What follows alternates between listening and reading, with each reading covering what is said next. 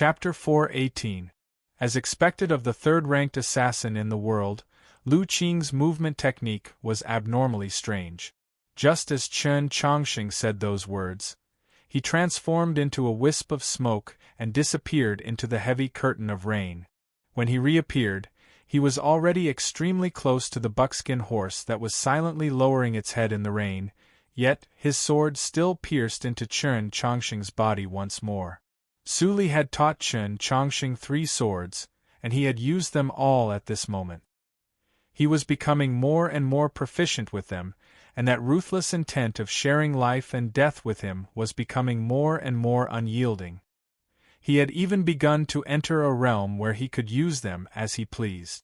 No one knew how many times Chen Chongqing's true essence could support him in using the last move of the Mountly sword style, but in short, he had persisted until now. Blood shot out from Chen Chongqing's ribs and was quickly washed away by the torrential rain.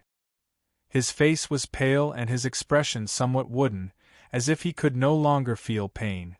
However, his spiritual sense was still rapidly circulating, calculating the next move of this terrifying assassin. At the same time, he also had to pay attention to the battle between Wang Pu and Zhu Luo on the other side of the street. This was the requirement of the intellectual sword.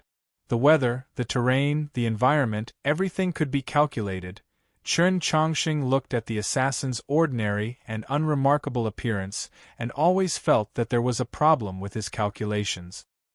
He did not understand why his blood had suddenly become tasteless, and he certainly did not understand why his opponent's sword was not as terrifying as he had imagined. A body that had been soaked in dragon blood was far stronger than a body that had undergone perfect purification. For Lu Qing's sword to be able to so easily break through his defense was already extremely powerful, but according to Chen Chongqing's calculations, Lu Qing's sword should have been even more terrifying. He had already endured 7 swords, yet he was still standing in the rain and had not fallen. Why was this? 7 swords were only for an instant. Even the rainwater only had time to accumulate a little at the base of the broken wall. Whether it was the spectators in the distance or the people hidden in other parts of Xuanyang City, none of them had time to react. The torrential rain washed the long street. In the gloom, only the figures of 5 people and 1 horse could be seen. Wang Pu stood in the rain, his metal blade chopping out countless cracks in space to resist the boundless light that spilled over from the other end of the rain. The edges of the cracks had already become extremely bright, illuminating his body. These lights were all Zhu Luo's sword lights. They looked gentle like the moonlight, but there was nowhere for them to hide. Every sword light that landed on Wang Pu's body would leave a straight cut, and fresh blood would flow out. He had already become a man of blood, and no matter how heavy the rain was, it could not wash it away. There was no other sound in the alley except for the sound of the rain. The torrential rain was thunderous. It was very lively, but the people in the field felt that it was a deathly stillness. Liang Wangsun, Liang Hongzhuang, and those people who wanted to kill Su Li at any cost, silently waited for the moment Chen Chongqing fell. Shui He and Hua Jiefu, who represented the 2 great powers of the Great Zhou imperial court and the orthodoxy, also maintained their silence. The many priests and soldiers hidden within and outside Xuanyang City also maintained their silence. Because of Wang Pu's silence and persistence, because of Chen Chongqing's resolve, everyone knew that it was the saints who wanted Su Li dead. Even Zhu Luo was only carrying out the will of the saints. Wang Pu and Chen Chongqing could be considered the strongest experts of their respective ages, but compared to the saints, they were still mortals. Their current opponents were all experts whose strength far surpassed theirs, but they had relied on their willpower and indescribable power to persist until now. Seeing these 2 figures in the rain, who could not be moved, Wang Pu was an important figure of scholarly manner and Chen Chongqing was the successor to the orthodoxy. They had no friendship with Mountly, and they should have even been opponents, but for the sake of Su Li's survival, they had fought with the will of the saints until now. Why did they do this? Wang Pu and Chen Chongqing did not like Su Li's personality. In normal times, they probably would not have risked their lives for Su Li, but now was not the time. Su Li should not have been heavily injured for the sake of the human world and the demons, only to be killed by the human world. This was betrayal, a very shameless action. In this matter, Wang Po and Chen Chongqing firmly believed that they were right and the saints were wrong. Then, in this matter, their choice was sacred and inviolable. The principle was this simple, but to carry it out was extremely difficult. Su Li sat on his horse, looking at Chen Chongqing in front of him and Wang Po in the distant rainy street. He did not say anything, the carefree mood on his face having disappeared long ago. Before Wang Po and Chen Chongqing fell, Su Li would not die. This was the conclusion that the people of Xuanyang City had come to. Wang Po's death would assuredly shake the south and have an enormous effect, but if it was to kill Su Li, this price seemed acceptable. But the problem was that no one wanted Chen Chongqing to die. Chen Chongqing was the principal of the Orthodox Academy, the successor to the Orthodoxy. The Pope wanted Su Li to die, but he definitely did not want Chen Chongqing to die. However, the Pope in the distant Li Palace would probably never have imagined that Chen Chongqing would actually offer up his life for the Li Palace's strongest opponent. From Shui He to Liang Hongzhuang, from Shaozhang to Liang Wangsun, from the military stronghold to Xuanyang City, Chen Chongqing had fought all the way. Although he had seen life and death several times, he had never faced the absolute threat of death precisely because of this factor. But now it was different. Lu Qing was an assassin. Although he also did not want Chen Chongqing to die at his hands, he had been paid. Killing Su Li was his mission. Just like all the people who valued money, like Zhexiu, these people all placed great importance on completing their missions. This point was even higher than their own lives, and naturally it was also higher than the lives of others. In the first 7 strikes, Lu Qing had tried not to kill Chen Chongqing, but he realized that if he did not kill Chen Chongqing, he truly had no way of killing Su Li, so he would just kill. Lu Qing expressionlessly stared at Chen Chongqing and once again thrust his sword out. But this time, his sword was not thrust at Su Li, but directly at Chen Chongqing. An upper-level star condensation assassin was very rare, and the sure-kill strike of this sort of assassin was terrifying. Before Chen Chongqing could even endure it, he felt a smear of night assaulting his face, as if it wanted to obliterate all light. Chen Chongqing knew that he was about to die. He had lived day and night with the shadow of death for several years, so he was most sensitive to death.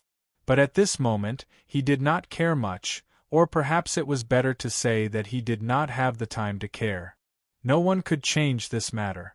The still heavily injured Su Li could not, nor could the already bloodied Wang Po, bitterly enduring in the torrential rain. Hua Jiefu and the priests naturally wanted to stop Lu Qing's strike, but they only had time to cry out in alarm.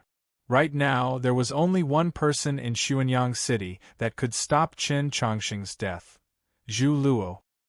He was a legend that had stepped into the divine domain. Although his sword glow had been blocked by Wang Pu on the other side of the street, as long as he was willing to pay a sufficient price, he could still think of a way to get to the other end of the street. Suddenly, a crack appeared in the rain clouds in the sky, and a bright light suddenly appeared. A demon moon seemed to appear in the rain on the street. It seemed illusory, but it also seemed real.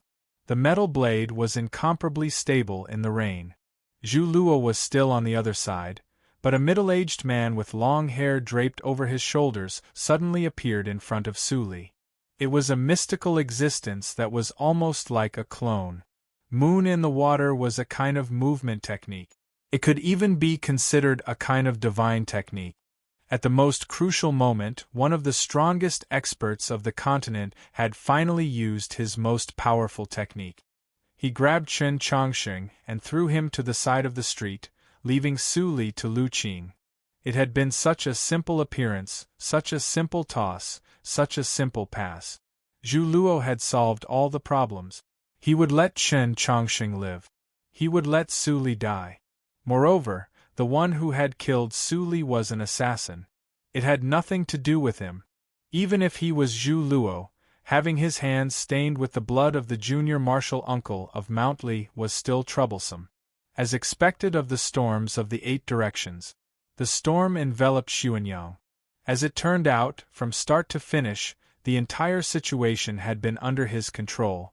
Chen Chongqing simply had no ability to avoid Zhu Luo's hand. He watched as Lu Qing's sword swept past his body, stabbing at Su Li. He knew that there was nothing he could do.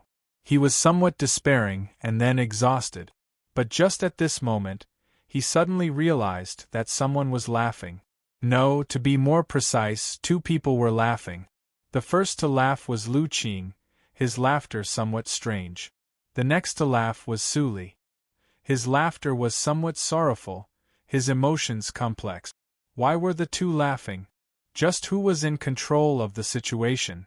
When Lu Qing's sword did not stab into Su Li's body, but into Zhu Luo's phantom, everything was finally answered. It is inconvenient to continue using the name of the previous chapter, so it was changed to this. Chapter 419. When Zhu Luo was like the moon in the water, transforming into a seemingly solid clone that easily passed through the crack in space created by Wang Po's blade and arrived at the other end of the street, if he had directly attacked Su Li, perhaps Su Li would have died in the next moment, or perhaps he would have ignored Chen Chongqing who was about to be stabbed to death. Nothing else would have happened. But Zhu Luo did not do that. This was not a mistake. At least in that instant, those people who had not predicted the following changes all believed that Zhu Luo was not wrong, even feeling that his response was flawless. They sighed with emotion that the strongest expert of the human world had always been in control of the situation, and so they all thought of that beautiful phrase, "The storm envelopes Xuanyang." Even Zhu Luo himself believed that his response was perfect. Su Li would die, but he would not personally kill him. The Zhu clan of Tianliang County would be able to avoid many troubles in the future, and he would not leave a dishonorable mark in the annals of history. Even if he did leave a mark, it would be a little fainter. At the same time, he did not forget the request of the Li Palace, allowing Chen Chongqing to live. The storm invaded the city, the moon hid behind it, the moon and the water split into 2, the illusory and real corresponding. His main body and his clone had almost the same battle prowess, and he was multitasking. Like a god, he used the simplest method to solve the most complicated problem. The scene at the time was truly very beautiful, and the conclusion of this matter should have been perfect. There was no reason for this legendary human expert not to be confident, but he had forgotten one very important thing. Confidence often meant underestimating the enemy. Moreover, it was not until the final moment that he realized who his true enemy was. The cold sword stabbed into Zhu Luo's illusory body. Chen Chongqing had previously felt that this sword was not as frightening as he imagined it to be, but only now did he realize that his opponent had always been holding back. This sword was truly very frightening, so frightening that even a person like Zhu Luo could not avoid it. There was a light squelch. Lu Qing's sword drew a strange curve in the torrential rain, like a branch in a moon pond, cutting the moonlight in the water into several pieces. At the same time, it also cut through Zhu Luo's illusory body, stabbing deeply inside. This was not the end, but the beginning. Only after Lu Qing's sword stabbed into Zhu Luo's illusory body did it truly begin to explode with its most powerful might. The cold sword suddenly became incomparably hot, and then it began to glow, began to burn, spitting out countless golden birds of fire. Each bird of fire seemed to be carrying a sun on its back. The rainy street was suddenly illuminated, and Zhu Luo's illusory body began to burn from the inside out. This was a secret technique of Mount Li, Golden Crow Sword Technique. An angry howl resounded from the other end of the rainy street. Zhu Luo's gaze passed over Wang Po's blade and looked at the scene several dozen zhang away, his anger reaching its peak. Lu Qing's sword had clearly pierced his illusory body, but for some reason, his chest began to bleed. In the several centuries since he had stepped into the divine domain, had anyone dared to injure him? Had he ever bled before? He had long forgotten the feeling of being injured, and he had even forgotten that he could be injured. Until this moment. However, what truly enraged him was not the matter of his injury, but the identity of the assassin and the fact that the assassin had used the Golden Crow sword style of Mountly. This made him incomparably furious, and he even had a faint feeling that something bad was about to happen. The angry roar resounded through the rainy street. Zhu Luo's sword slashed towards Wang Pu in front of him. His sword intent surged, the dark clouds parting and the moonlight growing countless times brighter. At the same time, the number of sword lights that landed on Wang Pu's body increased by countless times. Wang Pu's blood gushed out of his body like a torrential rain, but the iron blade remained motionless in the rain. Zhu Luo's sword slashed in front of him, but it landed even further away. At the same time that he attacked, he used the moon in water movement technique to appear on the other end of the rainy street and simultaneously attack Lu Qing. Although it was an illusory body, it possessed a strength almost identical to his own. Even if his opponent was the world's third-ranked assassin, how could he possibly block the might of this strike? Lu Qing's strange and elusive figure was completely enveloped in the sword light. Chi chi chi chi, countless sharp sounds rang out, and in just an instant, dozens of bloody holes appeared on his body. Any other opponent, even an upper-level star condensation expert like Lu Qing, would have died on the spot under Zhu Luo's sword brimming with rage. There would have been no accident. But Lu Qing was no ordinary cultivator. He was an assassin. He was most skilled at killing people, so he was naturally most skilled at not being killed. The clothes he wore seemed very ordinary, even somewhat shabby, but they were actually woven from ghost silkworm silk and could block the cuts of ordinary blades and swords. Of course, in a battle of this level, this did not have much meaning. More importantly, underneath his clothes was a soft armor manufactured by the Wenshui Tangs. His ordinary and unremarkable face was actually a mask. Unlike the white paper on Xiao Zhang's face, his mask came from the Pavilion of Heavenly Secrets and had the same defensive power as armor. Of course, this actually did not have much meaning, but, when all of these things were added together, they had meaning. The meaning was that Zhu Luo's furious strike could not kill him on the spot, but that he could still stand in the torrential rain and continue to strike. The whizzing sounds became the crisp cry of sword intent colliding with a hard object. Lu Qing's entire body was covered in blood, but he still stood majestically. At this moment, the assassin had become a death soldier. Because behind him was Su Li. The sword in his hand, which was like the sparse branches of a moon pond, had clearly already exhausted its energy, but it still forcefully advanced a little more. The burning sword, spitting out countless birds of fire, exuding boundless light and heat, exploded in the next moment. The sword exploded in Zhu Luo's phantasm. A loud bang resounded. The torrential rain on the long street was jolted away. Zhu Luo's phantasm suddenly became incomparably bright, the edges faintly showing signs of damage. And on the other end of the street, Zhu Luo's chest was a bloody mess. He had silently followed Su Li and Chen Chongqing for several dozen days. Just a moment ago, he had suddenly launched an attack and covered Chen Chongqing in blood. Only when Zhu Luo arrived did he finally reveal his true goal. As it turned out, it was not to kill, but to protect. This strike, whether in terms of calculation or in any other aspect, had reached the pinnacle. It could be said that this strike was the best conclusion to Lu Qing's life as an assassin. A very strange strike, a very bright strike, a very patient strike, a very terrifying strike. This strike was powerful and terrifying to an unimaginable degree. But it was still not enough to kill Zhu Luo, because this pinnacle still belonged to the pinnacle of the human world. And for an expert like Zhu Luo, after stepping into the divine domain, one could say that they were no longer human. Before the angry howl had ceased, it suddenly became a clear howl, desolate and cold to the extreme, like the bright moon over the snowy plains. Zhu Luo's phantasm swayed under the assault of the torrential rain, but it did not disperse. In the next moment, a phantasm sword suddenly appeared in the phantasm's hand. A sword stabbed at Su Li. Su Li expressionlessly gazed at this sword, his right hand already gripping the handle of the yellow paper umbrella at some point. Even if they were powerless to fight, people like them would still die in battle. This was the general meaning. After Lu Qing attacked, he could no longer hold on and sat down in the rain. Blood spurted from his body and face. He was already incapable of doing anything else. Zhu Luo's sword had come, pure and cold. Because he was truly enraged. He was determined to kill Su Li. No matter who tried to stop him, they would all die together.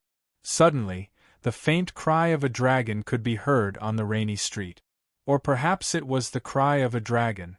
As it turned out, Chen Chongqing had still been present the entire time. Just when Zhu Luo was prepared to throw him to the corner of the street, Lu Qing's sword had arrived. So he had fallen on the rainy street. The dragon cry sword was in his hand. He stood on the water and swung his sword through the air. When he swung his sword, it was the cry of a dragon. His sword had met Zhu Luo's sword.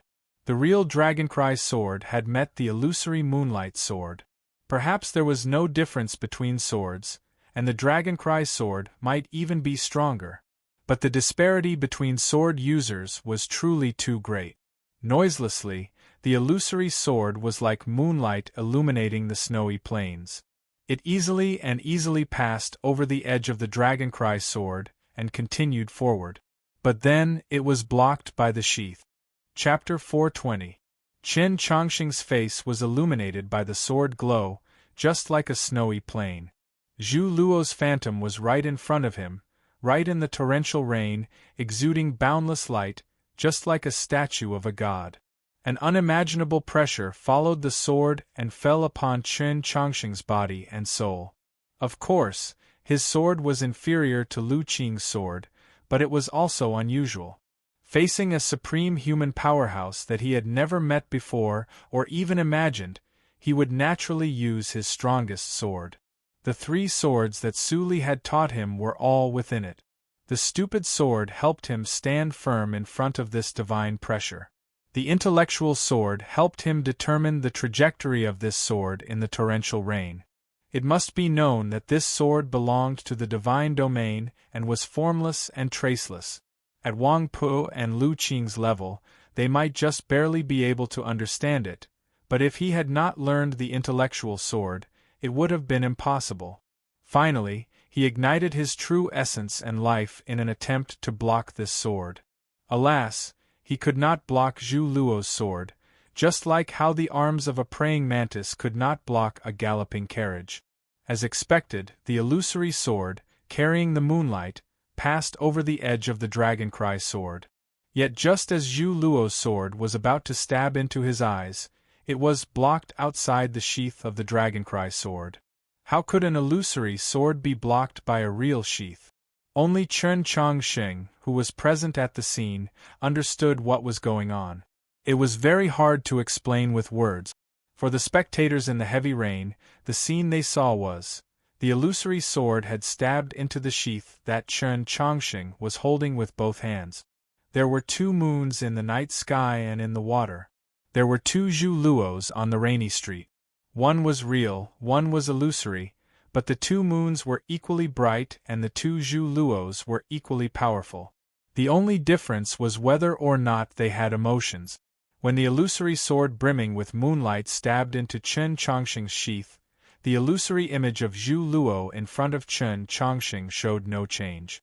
Its face remained expressionless, radiating light and heat from within.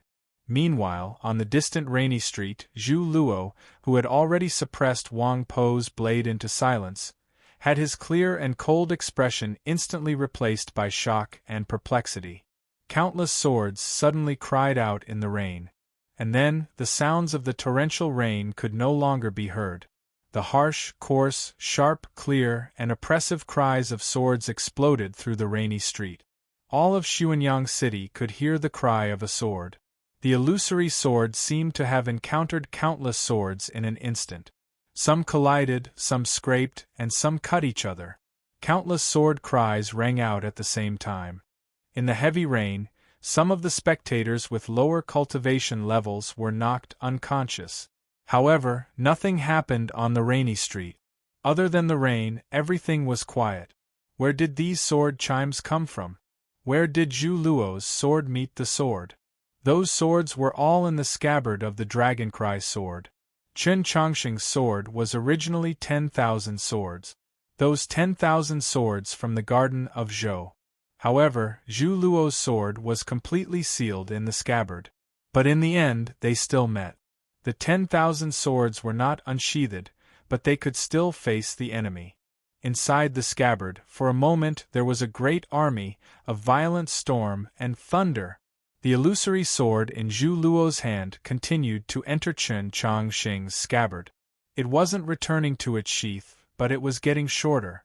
Some glowing particles fluttered around the opening of the scabbard. It was the scraps of the sword that had been worn away. Although the 10,000 swords were damaged, their sword intents were still sharp. In an instant there were at least several thousand cuts and scrapes.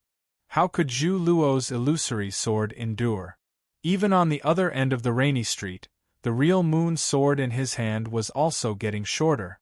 Even more unimaginable was that between the fingers that gripped the sword hilt, blood actually began to seep out. Zhu Luo's complexion became somewhat pale. In those eyes that had always been indifferent and emotionless like a god, a slightly perplexed expression appeared once more, and then it rapidly transformed into a flood of rage. He could feel the swords in Chen Chongqing's scabbard, and even recognize them as famed swords that had once passed away. Some of them even had cheese that he had been close to several hundred years ago. However, he had no way to lament Chen Chongqing's fortuitous encounter or inquire about the truth of the matter, because those incomparably powerful swords were currently attacking him, and he had truly been injured. He had actually been injured by an ethereal opening youth. I don't care what sort of young genius you are. I don't care if you are the youngest upper-level ethereal opening cultivator in history. In the end, you are still only at ethereal opening, only a 16-year-old youth. How can you injure me? How dare you injure me? I, the majestic storms of the 8 directions, was actually injured by you. This is something that cannot be allowed. An angry roar resounded through Xuanyang City, instantly suppressing the cries of those swords. The rain clouds gradually dispersed, and the moonlight became even brighter. Zhu Luo took a step towards Wang Pe, the sword in his hand slashing down. On the rainy street several dozen zhang away, his illusory figure leaned over to press down on Chen Chongqing. The illusory sword incessantly pierced into the scabbard. Those glowing sword shards sprayed out even more intensely. Those rays of light, those sword shards, were all the sharpness born from the cutting of sword intents with sword intents. It seemed very beautiful, but it was actually very dangerous. The torrential rain gradually slowed, but the puddles on the street had not yet dispersed. Those sword shards actually cut apart the ripples in the water. Needless to say, the gray stones and broken walls on the ground were covered in fragments. Lu Qing stood up from the rain and continued to stand guard in front of Su Li's horse, his sword held horizontally in front of him. Those glowing sword shards shot out like countless powerful arrows. In an instant, his hairband was severed. His black hair floated up, and then his hair was also severed. His clothes were in tatters and his body was riddled with several hundred tiny bloody holes. He looked very miserable. But in the end, he had protected the horse and its rider. Su Li sat on the yellow buckskin horse, his head lowered, saying nothing. Logically speaking, Chen Chongqing should have already died. Both Su Li and Zhu Luo believed this. But miraculously, even though he was enveloped by the sword shards that filled the sky, not a single wound had appeared on his body. A qi that came from somewhere enveloped his entire body. This qi came from the jade rui at his waist, or the string of stone pearls that had appeared on his wrist at some point. No one could sense this qi. Only those sword shards could sense it, so when they arrived in front of Chen Chongsheng, they naturally drifted away, the details perfectly concealed in the light. Then, the rain fell once more, the rain clouds gathered once more, and the moonlight gradually faded. In the curtain of rain, Zhu Luo's illusory figure gradually dimmed, gradually becoming weaker. Finally, at a certain moment, the illusory sword was completely swallowed by the scabbard. The illusory figure abruptly collapsed, transforming into countless tiny bubbles. Countless cries of alarm rose up from Xuanyang City. Zhu Luo stood at the other end of the rainy street, his body covered in blood, his face pale. His right arm trembled. His sword was already damaged, leaving only the hilt. Just at this moment, Wang Po's blade finally arrived in front of him. Chapter 421. Since the start of the battle, this was the first time that Wang Po's blade had a chance to appear in front of Zhu Luo. Just when Zhu Luo was suddenly ambushed, his body was wounded, his phantasm shattered, and the moon in the water was forced to return to his body. The blade rose in the storm, reaching its peak and also reaching its peak. Wang Po paid no attention to what had just happened. He paid no attention to the bright moon amidst the rain, the assassin's sneak attack after sneak attack, Chen Chongsheng's 10,000 swords clattering together as he slashed at Zhu Luo. It was like he was chopping firewood or even calculating accounts. He was incomparably focused.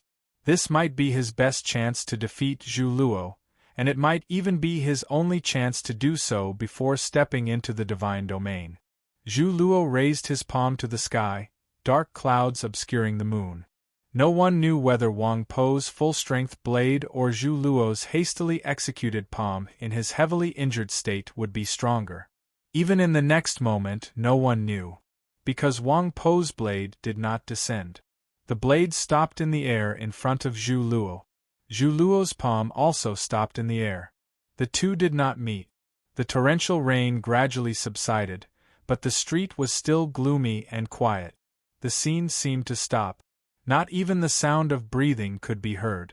Zhu Luo silently gazed at Wang Po, his face abruptly turning abnormally pale. Countless strands of powerful qi gushed out from the edges of his palm and his clothes, scattering into the drizzle. This was the true essence he had forcefully restrained after his heavy injuries. It should have fallen on Wang Po's blade, but he had not expected that Wang Po would give up on this final chance. The blade stopped in the air. With a muffled hum, Zhu Luo's true essence completely missed. His qi completely dispersed into the world. He had not expected Wang Po to withdraw his blade, because he was not Wang Po's type of person. Wang Po had withdrawn his blade not because he had calculated how the situation would develop, not because his battle instincts were so powerful that they could see through the dark clouds obscuring the moon. It was because of a very simple reason. Zhu Luo was injured, so he did not want to take advantage of him. He did not care about the best opportunity. He believed that as long as he could survive, there would be a day when he would step into the divine domain and then openly defeat Zhu Luo and the other experts of the divine domain. Thus, Wang Po withdrew his blade. Thus, Zhu Luo suffered heavy injuries, even more serious than the injuries that Lu Qing and Chen Chongsheng had inflicted on him. Blood seeped out from the corner of his mouth and flowed out from his body faster and faster. Many of the things that happened in this world were illogical, but when he thought about it carefully, it made sense. The drizzle was light and the long street was still quiet. Whether it was the people in the arena or the spectators in the distance, none of them spoke. Looking at Zhu Luo, who was covered in blood, it was hard for anyone to speak. It had already been several hundred years. Who had ever seen a mighty figure like the storms of the 8 directions lose to someone else? Who had ever seen a peerless expert like Zhu Luo in such a sorry state, suffering such heavy injuries? Zhu Luo lowered his head, his long, wet hair draped over his shoulders. He looked at the sword in his hand. Only the hilt was left. The moonlight sword was made of steel and mithril. It was incomparably hard, but now it had become dust in the cracks of the wall and the ground. He raised his head and looked at Chen Chongqing, who was on the other side of the drizzle, and said, "Innate sword heart?" Upon hearing this, the spectators who were previously shocked by the sound of tens of thousands of swords were even more shocked. Zhu Luo then turned to Wang Po and said, "Admiration." In the entire continent, there were no more than 5 people who could make him say the word of admiration. But he had said it to Wang Po. Because Wang Po had displayed a formidable will and a battle strength that far exceeded his age. And because Wang Po's blade, which had not yet descended, was far more powerful than the blade that had descended. Finally, Zhu Luo turned to the other end of the street, to the assassin covered in blood standing in front of his horse. Today, in Xuanyang City, the 3 people guarding Su Li were all heroes. In terms of the damage they had dealt to Zhu Luo, Chen Chongqing took about 20%, Wang Po's blade that did not fall accounted for 50%, and the assassin called Lu Qing accounted for 30%. In this entire battle, Wang Po was the foundation, Chen Chongqing was the unexpected hand at the end, and Lu Qing was the most crucial gamebreaker. Assassins killed, so they naturally did not build. In the annals of history, they had always played the role of gamebreaker. The spectators in the distance followed Zhu Luo's gaze to look at the assassin. When they thought about how the 2 sudden changes in the battle had been caused by this person, they were all very shocked. They thought to themselves, just what is going on? Who is this assassin? Who could cultivate to the upper level of star condensation and still be willing to walk in the dark and play the role of an assassin? And which assassin could actually calculate all the details of the battle and successfully destroy Zhu Luo's control over Xuanyang City?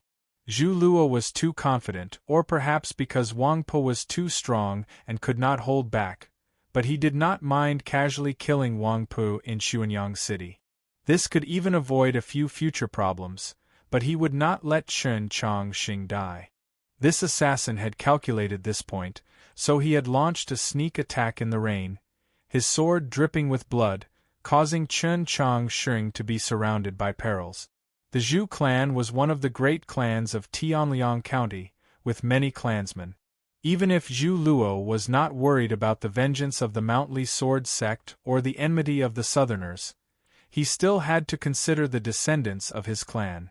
Moreover, he still had to consider his reputation, so he did not want to personally kill Su Li.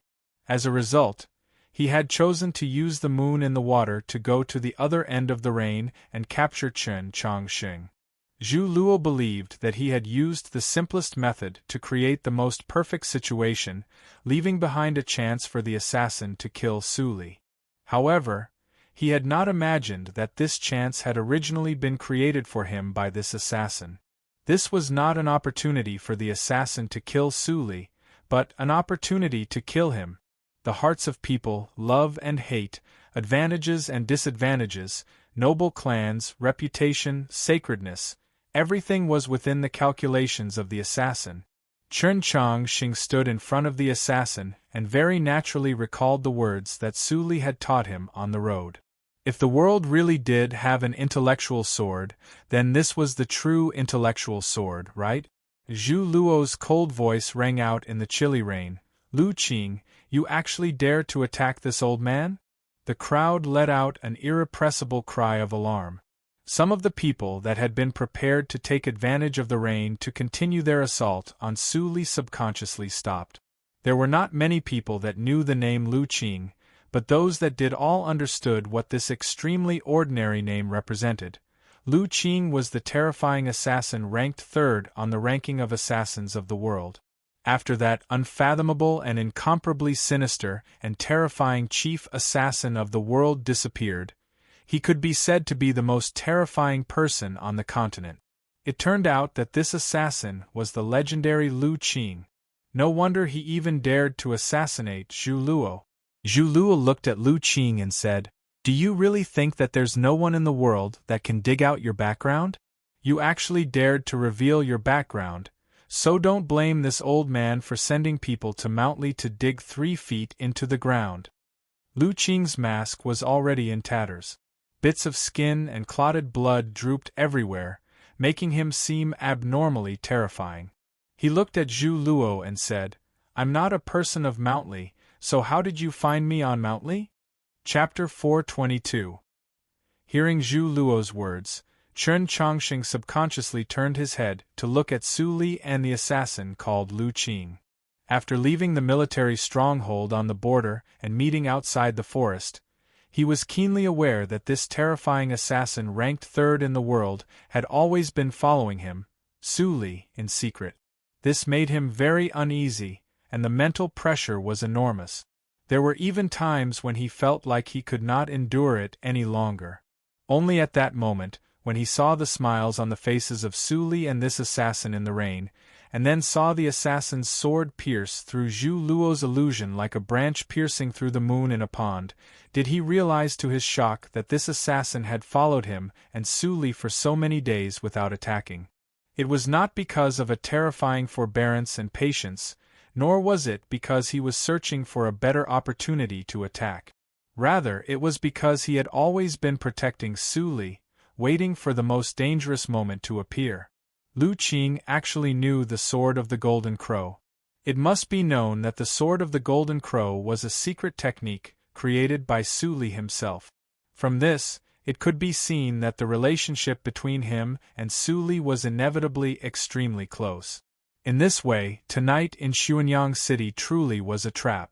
However, this was not a trap of the great Zhou imperial court and the orthodoxy, but a trap of Mount Li, a trap of Su Li and that assassin.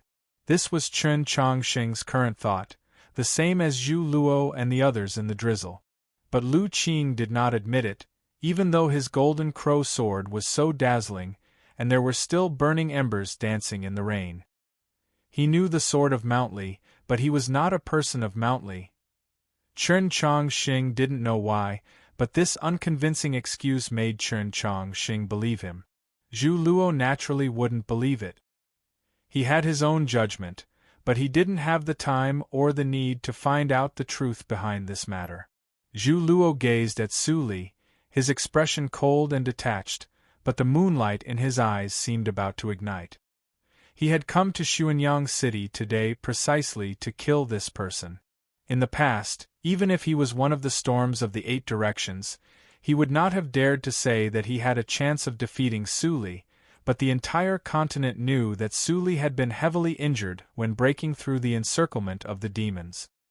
He had originally believed that killing Su Li would be a very simple matter, not even requiring him to personally act. But now, it seemed that even if he personally took action, he might not succeed. He was even seriously injured. A person like Su Li was truly very difficult to kill. Similarly, although he was heavily injured, it was very difficult to kill him.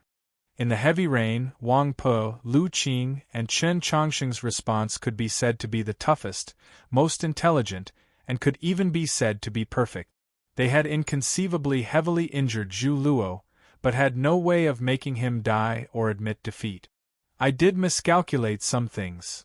Separated by the countless fine curtains woven from the drizzle, Zhu Luo looked at Su Li and said, "Everyone knows that you seem to be carefree and casual, playing around with the world, but in reality, you are proud and aloof, with no friends in the world, and it is impossible for Mount Li to send anyone to help you.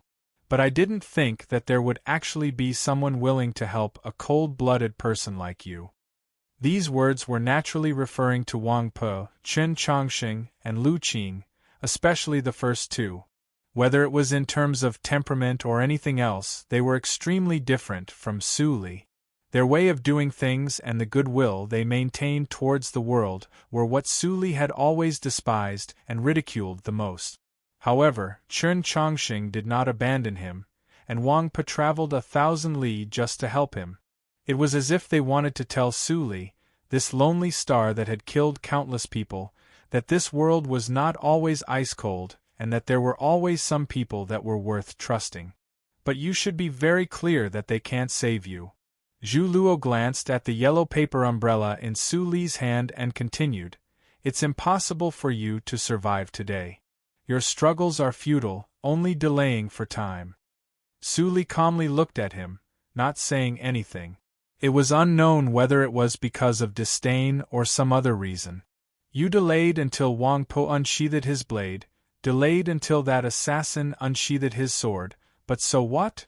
Zhu Luo pointed at the surrounding city that was as dark as night and the wilderness further away, saying, "Look at this world. There's only a fool, a young man, and a ghost that can't see the light in front of you, but we're the whole world." As he said these words, the soles of his shoes gradually left the water and his body floated into the rainy sky. His long hair danced in the wind and a tyrannical qi enveloped all of Xuanyang City. Blood flowed from his chest and the space between his thumb and forefinger, falling to the ground 10-odd zhang away with a light pitter-patter. The drizzle finally stopped and the clouds split apart once more, revealing a sky that might or might not be real, but it seemed to have a moon. Countless soared intents descended like moonlight. The moonlight rippled like water and flowed on the street. Countless bottomless cracks appeared on the hard surface of the street. These were all sword slashes.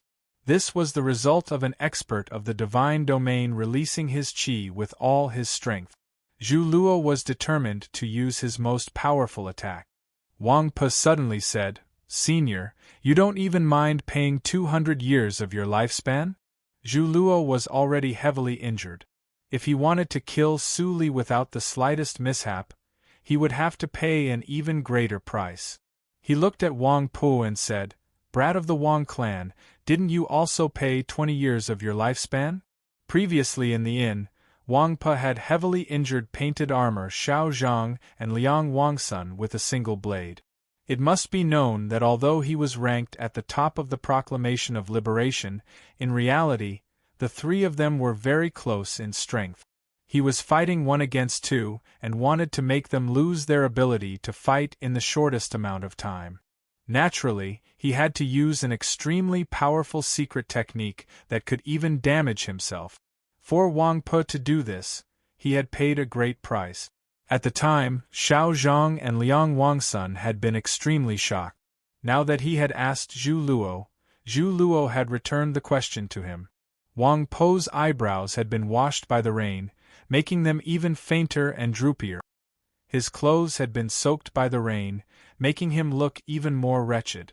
If he were an accountant, the master he worked for would definitely have already gone bankrupt. But his words were still calm and forceful.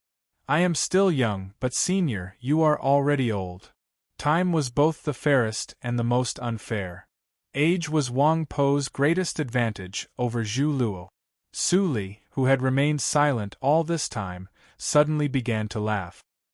His laughter contained boundless joy. Then, he said to Wang Po, "Those old things can only die of old age. They cannot be defeated. There's no need for you to advise him." Wang Po understood, as did the people on the rainy street. If Zhu Luo retreated tonight, how could he maintain his divine status on the continent? How could he still consider himself one of the storms of the 8 directions? Since he was one of the storms of the 8 directions, he could not be defeated. He could only win. Even if he had to pay 200 years. Su Li's laughter reverberated through the quiet Xuanyang city, brimming with ridicule at the so-called prestige and the continuation of the clan. Zhu Luo suddenly turned to the night sky, a mocking smile appearing on his lips. Su Li's smile suddenly vanished. Zhu Luo looked at him and mocked. "Have you never thought that since we've decided to kill you, could it be that only one old thing like me will come? You've stalled for time, and in the end, you've still dragged yourself into the abyss. Do you regret it?" The rain in Xuanyang City had already stopped, and the clouds in the sky had gradually dispersed. However, it was still gloomy and gloomy. Half of the sky seemed to have a moon, faintly discernible in the clouds. In the other half of the sky, countless bright stars suddenly appeared. Chen Chongqing did not know what had happened. Gazing at that starry sky, he realized that his fated star was not among them. He vaguely understood that those stars were actually all illusions. Who had come? Who could actually make the world give birth to such a strange phenomenon? Wang Po's expression became abnormally solemn. Lu Qing stood in front of Su Li's horse, his head lowered, blood dripping from his face. It was hard to tell what he was thinking. Whispers could be heard from the distant streets, occasionally interspersed with a few cries of surprise. Even Liang Wangsun and Shui, he had rather strange expressions. They had not expected that such a large contingent would appear tonight. Hua Jifu's complexion paled slightly as he thought, what to do?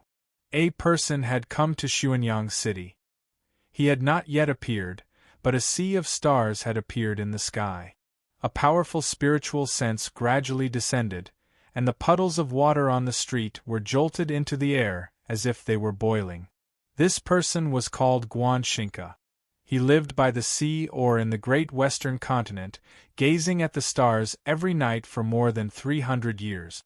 This person was very close to Zhu Luo and was known as the Peerless Star and Moon. Of course, he was also a member of the Storms of the Eight Directions. Xuanyang City was quiet. Wang Po turned to Chen Chongqing and said, "You should leave." Chen Chongqing's hand gripping his sword slightly trembled as he asked, "What about you?"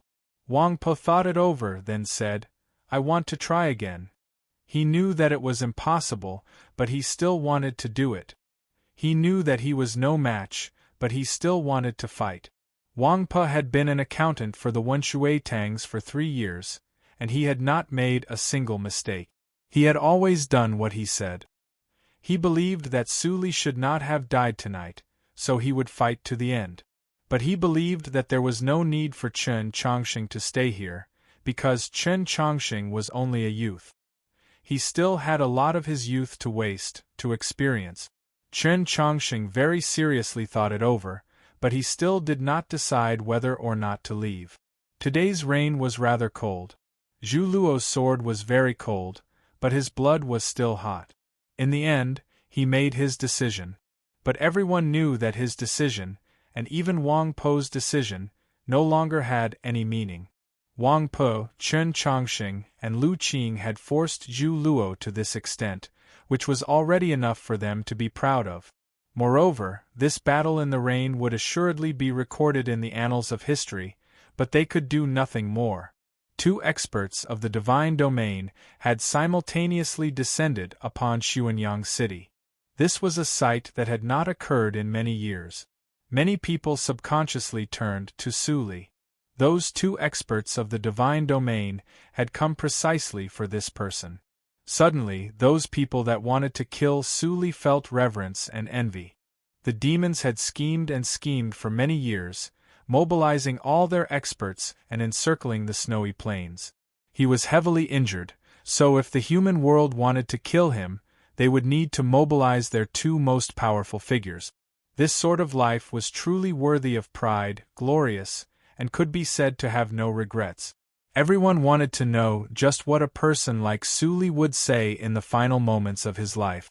Under the attentive gazes of countless people, Su Li finally spoke. He looked at Zhu Luo floating in the sky and said, "Can you wait a little longer?" This was very much like a crosstalk, and it was still a monologue. Zhu Luo slightly arched his brows and said, "To still want to delay at a time like this is somewhat unbefitting of your status. Could it be that a person like Mount Li's junior martial uncle would also fear the sea of stars after death?"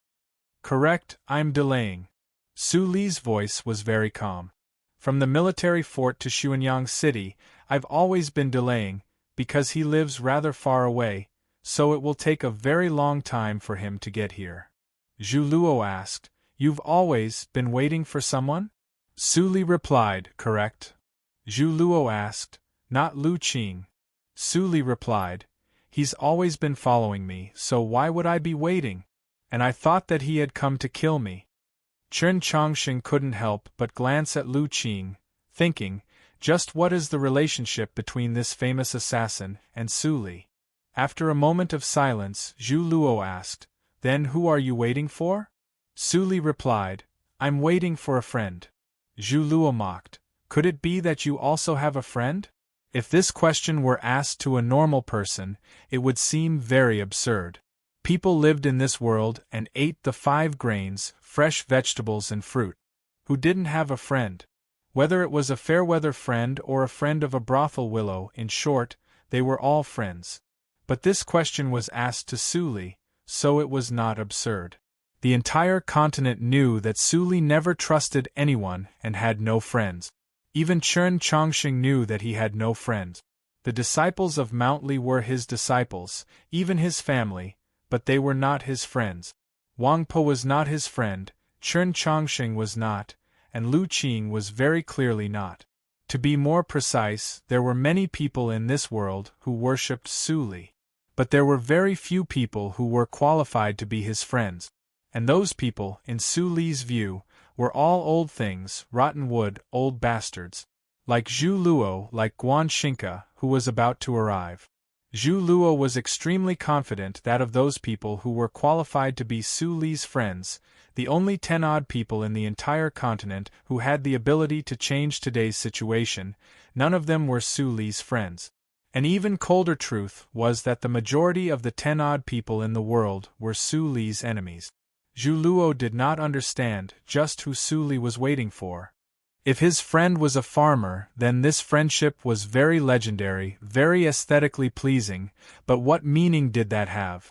If even someone like you has friends, how can someone as outstanding as me not have friends? Suli looked at Zhu Luo and jeered. Idiot? As his voice fell, the sea of stars over Xuanyang City suddenly began to tremble. A dignified and holy qi, even somewhat divine, blocked all the pressure from that sea of stars. Then, a person came from the south. It was an old friend of Suli's. That person's white clothes fluttered in the wind. In an instant, she had flown 10 some li from the plains outside the city to Xuanyang City. That person was a woman, dressed in a white ceremonial robe. The dust of 10,000 li was all on her sleeves, and her white clothes were already gradually becoming dirty. She rushed in front of Zhu Luo. Zhu Luo let out a cry of extreme shock, then slashed out with his sword. The white-clothed woman raised her hand and lightly waved her sleeve. With this wave, the clouds in the sky began to terrifyingly twist. The dirty clothes covered the moon. The moonlight suddenly receded. Then, Zhu Luo retreated, swiftly retreated, retreating 10 some li until he finally crashed against the city gate. With a massive boom, dust flew everywhere. Ever since Chen Chongqing had yelled out that Suli was here, the city gate of Xuanyang City had remained tightly shut. At this moment, the city gate of Xuanyang City finally opened. The city gate directly collapsed. The ground was covered in wood and brick. Zhu Luo knelt in the middle, constantly vomiting blood. On the street, the white-clothed woman slowly drew back her finger and turned her head to look at Suli. This was a woman with an ordinary appearance, but the faint traces of time could be faintly seen on her face, just like the lines at the corners of her lip. Chen Chongqing felt that the white ceremonial robe was rather familiar. The crowd gaped in shock, not knowing what to say. Hua Jiefu led the priests of Xuanyang City to kneel and pay their respects, trembling in fear, not daring to speak. The white-clothed woman turned a blind eye to them, only calmly gazing at Suli. Smiling, she asked, "Just a friend. Slightly handsome." Chapter 423. The white-clothed woman's smile was very faint, like the clouds, very clear, like water. But there were 10,000 emotions. There was reminiscence, there was teasing, and there was a sense of disappointment and frustration that was hidden the deepest, but could never be hidden. To have a friend come from afar, it should have been a joyous occasion, much less to say that at the most dangerous moment, she was helping him take care of his most dangerous enemy. However, Suli's expression was rather distressed. Perhaps it was because the white-clothed woman had softly asked this question with a smile. The clouds once more obscured the moonlight and starlight in the sky. The streets once more dimmed, and more drops of rain began to fall. In the drizzle, he and the white-clothed woman faced each other in silence. But at this moment the battle was actually still continuing. The clouds incessantly twisted and roiled, as if there were countless bolts of lightning within. That divine and dignified chi was like a rosy cloud chasing the moon, enveloping the moonlight. It incessantly pressed down, pursued, and at the same time pressed down on that distant star in the sky. The invisible lightning finally broke through the clouds, sending down countless bright bolts of lightning. Rumble! Thunder incessantly exploded over Xuanyang City, shaking the heavens and the earth. Who knew how many ordinary people hiding under their beds were shaken to the core, and who knew how many ignorant children began to loudly weep in fear? The clouds tore even more fiercely, as if the sky itself was about to split apart. The cultivators on the distant streets, as long as they had a slightly weaker cultivation, were immediately knocked unconscious by these thunderous booms. This was a battle between experts of the divine domain. This was a clash of strength at the highest level of the world. The white-clothed woman had her back to the sky. She paid no attention to that battle behind the clouds that had already surpassed the limits of the imagination of ordinary people. She only calmly gazed at Su Li in front of her. The world was filled with thunder and lightning, and the rumbling never ceased. The two still faced each other in silence. After some time, the thunder and lightning finally stopped and Xuanyang City returned to true peace. The clouds gradually grew still, leaving behind only countless fine lines that looked like fish scales. These were the remnants of a clash of strength. Countless cracks appeared on the street behind the white-clothed woman, as if it was a field that had been plowed countless times. Countless strands of steam rose from those cracks. Just how deep were those cracks? Could it be that they had already reached the underground magma? Victory and defeat had been decided. In reality, the moment the white-clothed woman arrived in Xuanyang City, the outcome of this battle had already been decided. Everyone looked at the white-robed woman with extreme shock. In Chen Chongsheng's heart, besides shock, he was even more perplexed. For some reason, he felt that the white robe she was wearing was somewhat familiar. Even her aura was somewhat familiar, as if he had seen her somewhere before. Who was this woman in white? To be able to defeat the combined forces of Zhu Luo and Guan Xingke, two storms of the 8 directions, even if Zhu Luo had been heavily injured, the cultivation level displayed by the white-clothed woman was far too terrifying. A man wearing a bamboo hat appeared at the gate of Xuanyang City and helped Zhu Luo up from the ruins. The man's body was bleeding, and there seemed to be countless fragments of starlight in his blood. The blood and starlight gave off a terrifying feeling, as if a single drop could destroy an entire city. However, there were 3 large cracks on his bamboo hat, making it look like a fan that had been used for 70 years and had been torn apart by a servant girl in a fit of rage. It was an extremely sorry sight. This powerful man was naturally Guan Xingke.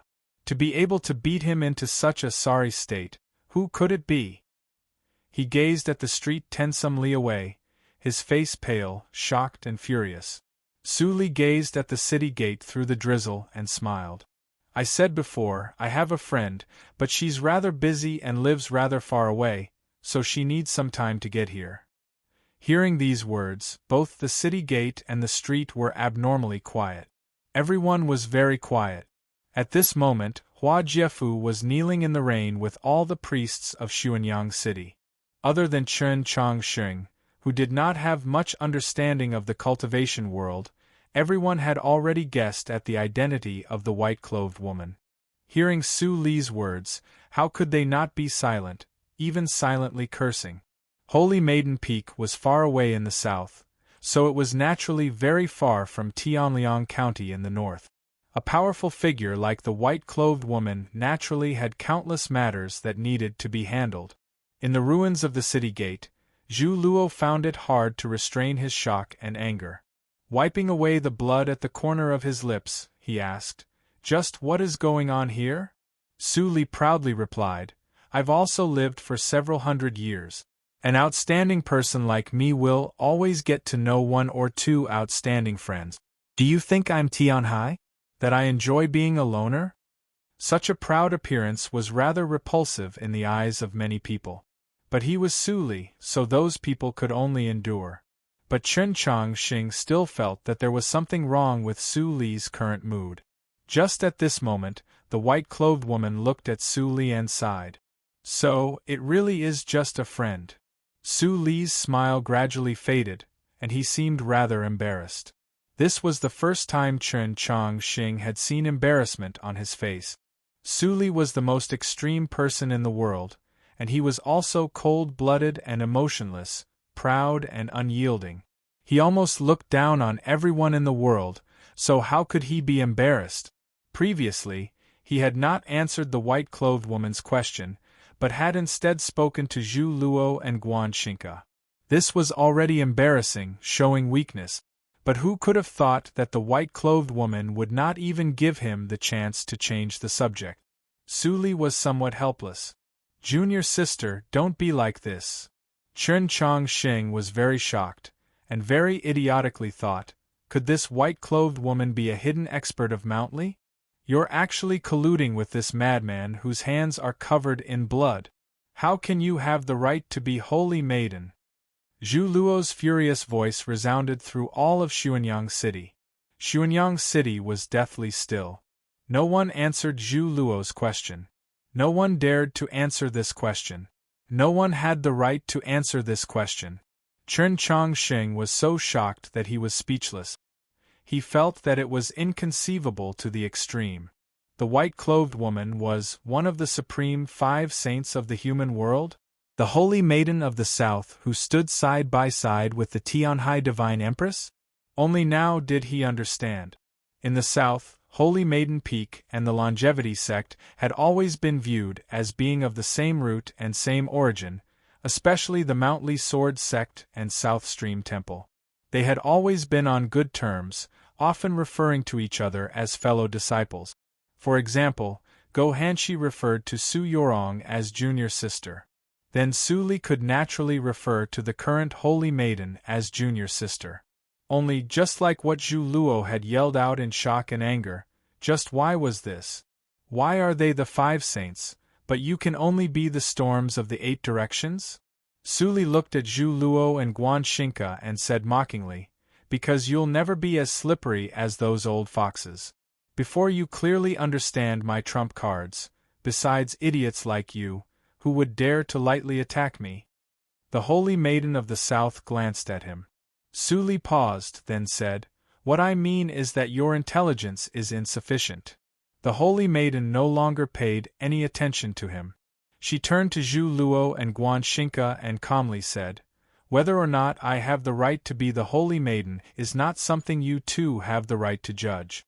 As for senior brother, you always say that his hands are soaked in the blood of the innocent, but ask yourselves honestly, how could he have killed as many people as you have killed?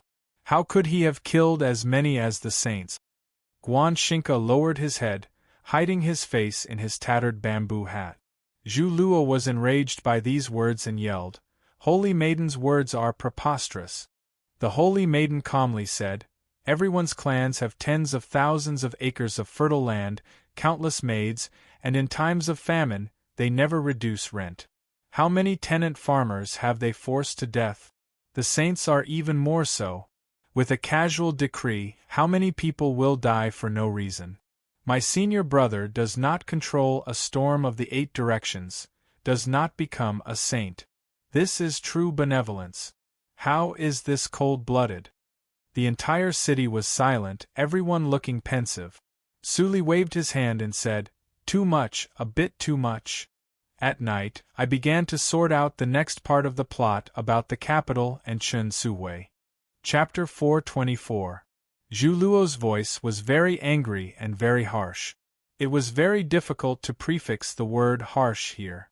The most appropriate word was to add the word blood, just like how a cuckoo would bleed. But this would also be unbefitting of his status.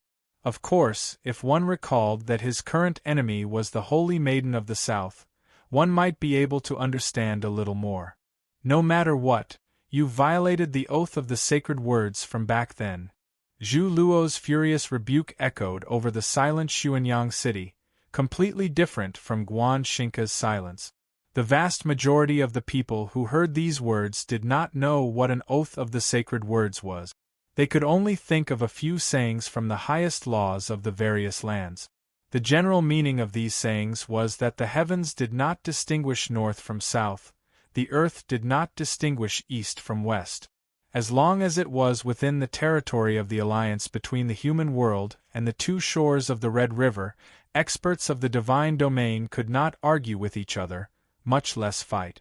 This was unless the attacked expert of the divine domain had done something completely contrary to the interests of their side.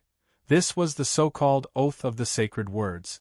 From the perspective of the alliance between the humans and demi-humans to resist the demons, this oath was undoubtedly the most reasonable and necessary.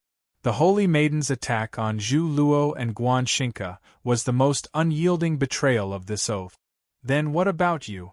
The entire world knows that although my senior brother has not entered the ranks of saints and does not rule over the storms of a direction, his cultivation has long since stepped into the divine domain. Why did you attack him? The Holy Maiden calmly said to the city gate, Wang Po is one of the 5 youths most likely to enter the divine domain. You actually want to kill him for your own selfish reasons? Is this not a violation of the oath of the sacred words from back then? Her expression and tone were both very calm, but they naturally exuded a dignified and sacred qi. Zhu Luo angrily rebuked, Wang Po does not understand the greater picture. As his senior, I am teaching him a lesson. What selfish reasons do I have? The Holy Maiden calmly replied, The Zhu clan of Tianliang County wants to continue for 10,000 generations, so how can we allow Wang Po to continue growing? If you don't admit that you have selfish motives, it only means that you don't even dare to face your own true heart. Zhu Luo was furious and prepared to retort, but the Holy Maiden continued, All oaths are spoken from the heart. For the sake of the Pope and senior brother May, I will not kill you today. Go. These words made Zhu Luo's anger attack his heart, his injuries suddenly erupting, and his blood gushed out even faster. The always silent Guan Xingke, upon seeing this wretched sight, suddenly rolled his eyes at the dark clouds over Xuanyang City. Rolling his eyes wasn't disdain, it was contempt, it was anger. He glanced at the sky, and the low-hanging dark clouds suddenly showed signs of dispersing. He could even vaguely see the radiance of a few stars in the night sky several miles away. Starlight suddenly enveloped Xuanyang City and fell upon the wet street. It was like the white frost of an autumn day, and a somber aura flourished. From 10 some li away, the Holy Maiden looked at Guan Xingke in the city gate, raised her right hand and pointed out a finger. There was a soft clap, followed by countless soft clap. It was as if tens of thousands of pieces of porcelain had been smashed by an expert skilled in group attacks. It was as though countless cultivators' seas of consciousness were shattering at the same time. It was incomparably crisp and clear, refreshing and soul-stirring. Pa pa pa pa. The falling snowflakes on the street broke, and the frost that had just formed on the surface of the rain broke. Everything in the 10 some li between this place and the city gate broke. Guan Xingke's bamboo hat was also torn to shreds, and the corner of his lips also broke, beginning to bleed. His heart, brimming with viciousness and pride, was finally completely shattered at this moment. He no longer hesitated. Supporting Zhu Luo, he turned and ran towards that plain outside Xuanyang City that seemed to be covered in the darkness, but in reality, no one knew what time it had been buried. In an instant, he disappeared without a trace. Xuanyang City was incomparably quiet, as if not a single person was present. The ordinary people that did not have the ability to participate in this battle all hid in their own kong beds, behind their windows, or in front of their fences. They were still anxious and fearful, and even their breathing seemed stifled. Those cultivators that had the ability to participate in this battle, those cultivators that wanted to kill Su Li, could only follow in Zhu Luo and Guan Xingke's footsteps and leave, including experts like Liang Wangsun and Shui He.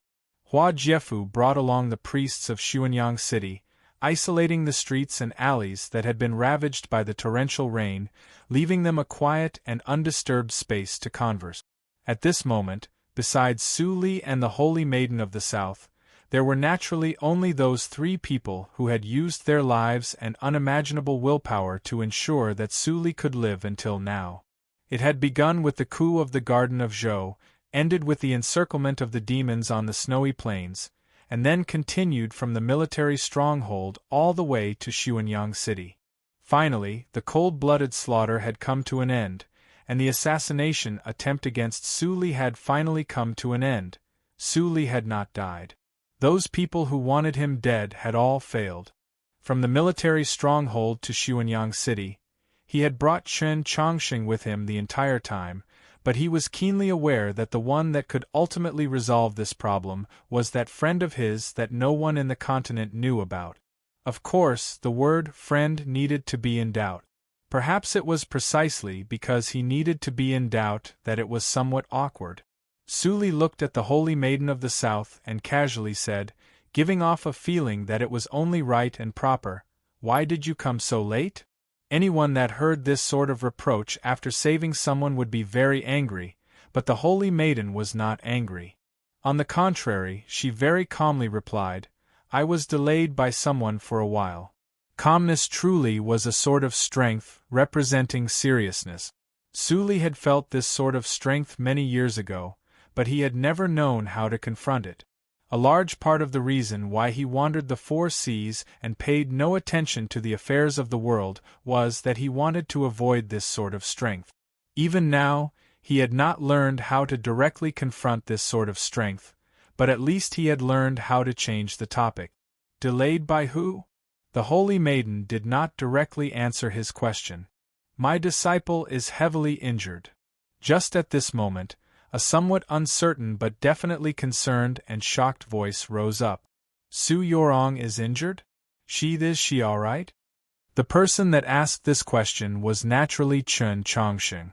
The Holy Maiden's gaze fell on the youth. She did not smile, not even the lightest of smiles. She was very calm, and thus very dignified, very solemn, very frightening. She asked, "You are Chen Chongqing?"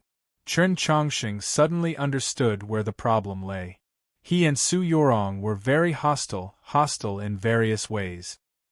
He had once thought that if he were Su Yorong's relative, presumably he would also not have any good impressions of that youth called Chen Chongqing. The Holy Maiden was Su Yorong's teacher, the person that loved and doted on Su Yorong the most. But he had just experienced a magnificent battle, a question of life and death. It was impossible for him to choose to retreat at this moment. He looked at the Holy Maiden and very seriously said, "Yes, I am Chen Chongqing. Tonight, flowers fall like snow." Chapter 425. The atmosphere on the street changed too quickly. Just a moment ago, it was still a magnificent scene, and the next moment it should have been a leisurely conversation. Who would have thought that they would directly enter the rhythm of domestic trifles? Of course, everyone knew that the Holy Maiden's question had a deeper meaning. Under normal circumstances, Chen Chongqing's answer would be somewhat rigid and lacking in etiquette, but the wonderful thing was that the Holy Maiden of the South was not an ordinary person, nor was she like those ordinary Holy Maidens in history. She liked Su Li. She dared to like that Su Li who liked the demon princess, so she was very satisfied with Chen Chongqing's answer. She felt that this youth was very calm, very simple, and very powerful. She gave Chen Chongqing a deep glance. This was a truly profound glance, not like the glance she gave Su Li at the very beginning, which hid many complicated emotions. This was a profound glance that everyone could understand. It was unknown what sort of impression she had of Chen Chongqing in the past, but at least she was rather satisfied with their meeting today. Perhaps this had a lot to do with Chen Chongqing standing in front of Su Li covered in blood? With this glance, the rain over Xuanyang City stopped and the clouds scattered, revealing the true sky behind it. There was no moon of the northern devil race, nor was there a river of stars by the sea. There was only a stretch of azure blue. The setting sun hung far away in the wilderness outside the city. It was still dusk. The blood-like twilight shone on Lu Qing's face, which was full of wounds and blood clots, making it even more terrifying. He walked towards the city gate, ignoring everyone else. Why? Su Li looked at his back and asked. Lu Qing stopped and said after a moment of silence, "What I said to Zhu Luo was true." Su Li said, "Of course I know you're telling the truth." Not long after he left the military stronghold, he knew that Lu Qing had been following him.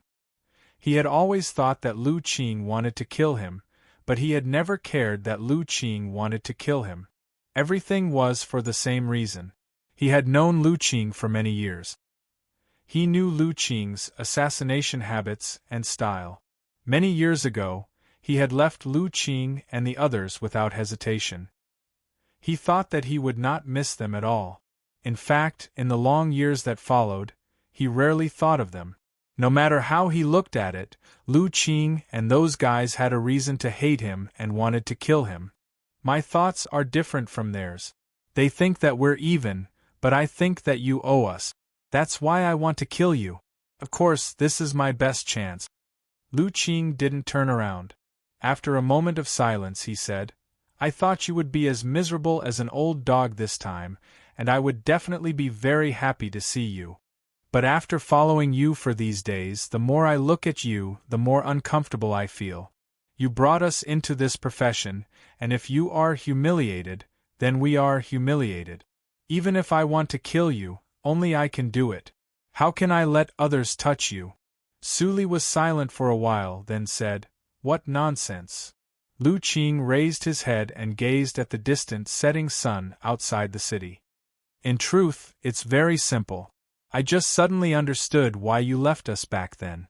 In the end, you are a person of Mount Li. Your life has always been different from ours."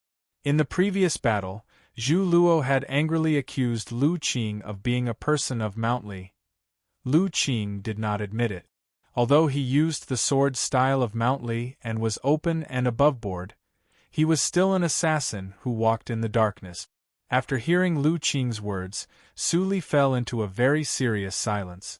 Then, for the first time, he gave an explanation for that trifling matter back then, a past that his younger self did not care much about. "Back then, I left mainly because it was too unchallenging," he said. "Don't tell me I have to spend every day thinking about how to kill the Demon Lord and Black Robe." Lu Qing gazed at the setting sun and very seriously said, "That last mission we took, that matter we talked about, wasn't it rather interesting?" Even when facing Zhu Luo and Guan Xingke, two great experts, Su Li's face was still undisciplined and uncaring, but after hearing Lu Qing's words, his expression became solemn. He looked at Lu Qing and said, "That woman is not easy to kill. I advise you not to have any thoughts." Lu Qing didn't say anything else and walked out of the city. Not long after, he disappeared into the twilight. Chen Chongqing was somewhat confused by this conversation and asked Su Li, "What were you talking about?" Su Li replied, "Many years ago, someone asked me to kill a person." "Kill who?" "You know, Tianhai." In Su Li's view, there were 3.5 most powerful women in the world. The Divine Empress, the Holy Maiden of the South, the Empress of the Demi-Humans in White Emperor City, and that freak in Xuelao City. But the most difficult to kill would always be that one. Of course, it was Tianhai. Wasn't it the elders of the longevity sect who forced Senior to do it? There were also people who tried to pay me to do it. Truly crazy. No matter who it is, they all have a price. Senior, these words seem more appropriate to say from Lu Qing's mouth.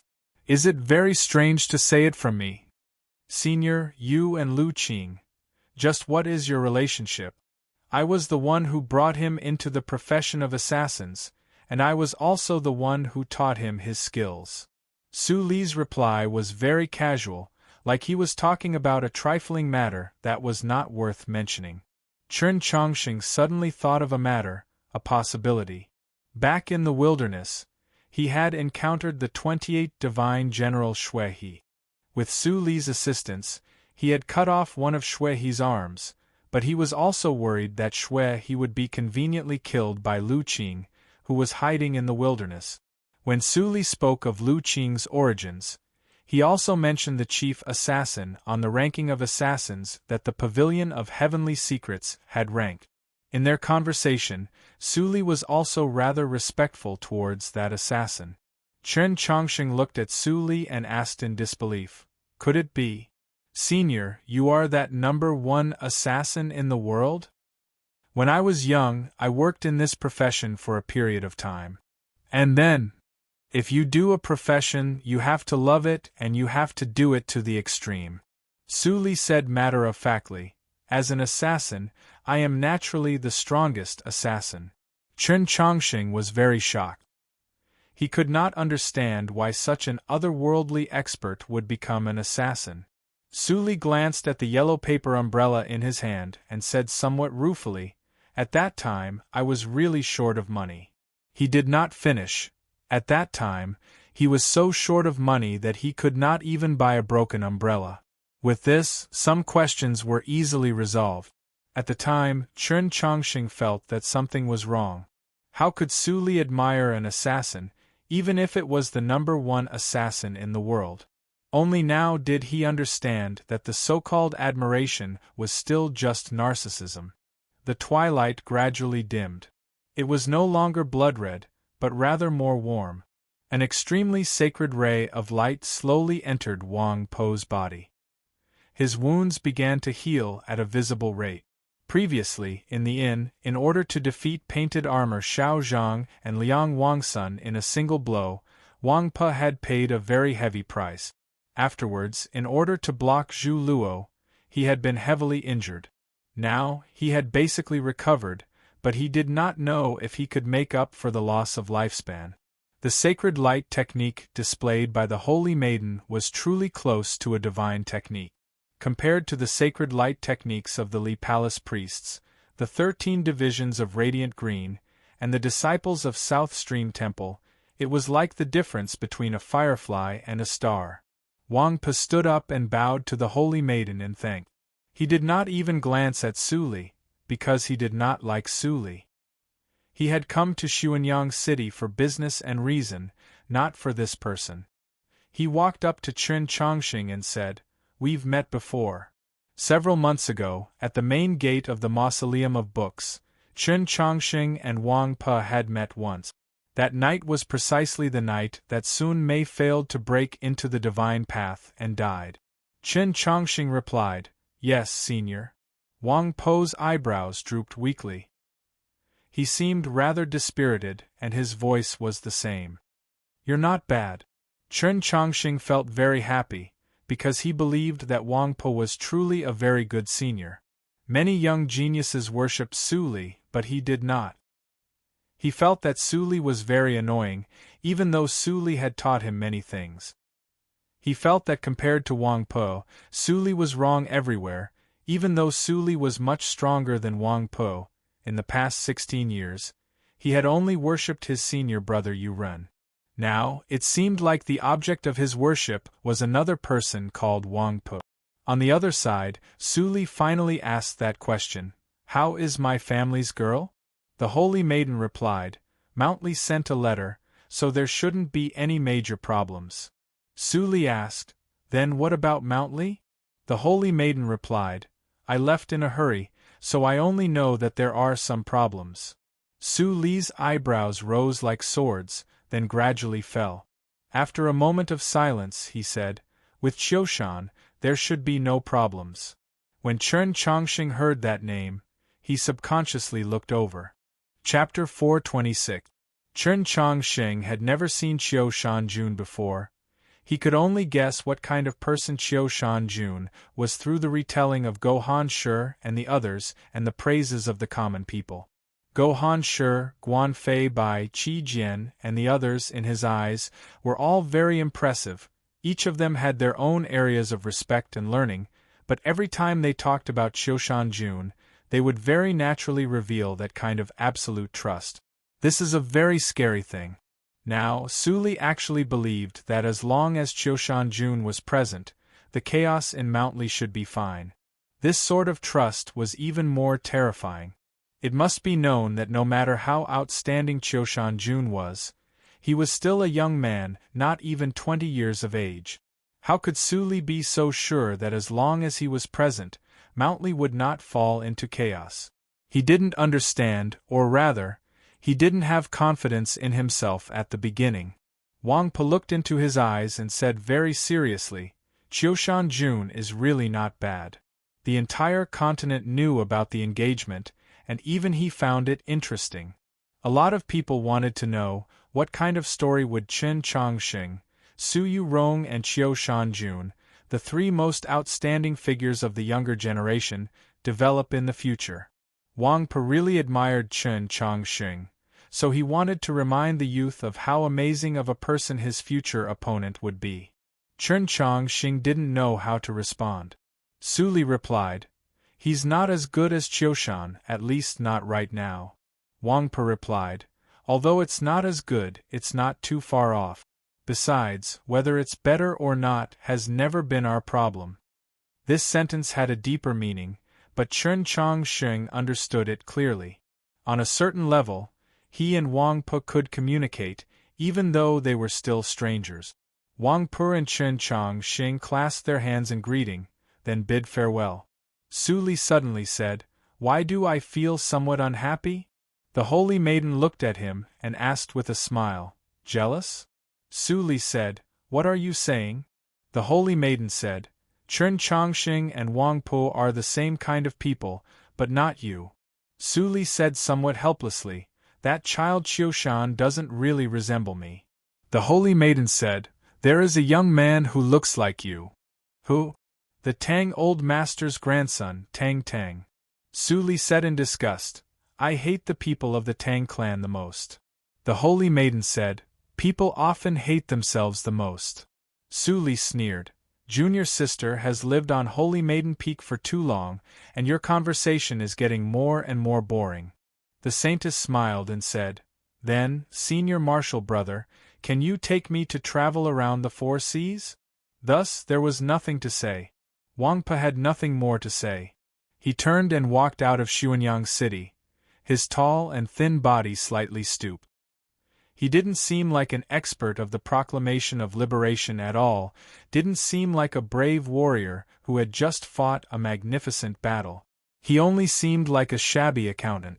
Looking at his back, Su Li asked, "Do you know why he's called Wang Po of Tianyang?" This question was obviously directed at Chen Chongqing. Chen Chongqing said, "I don't want to know."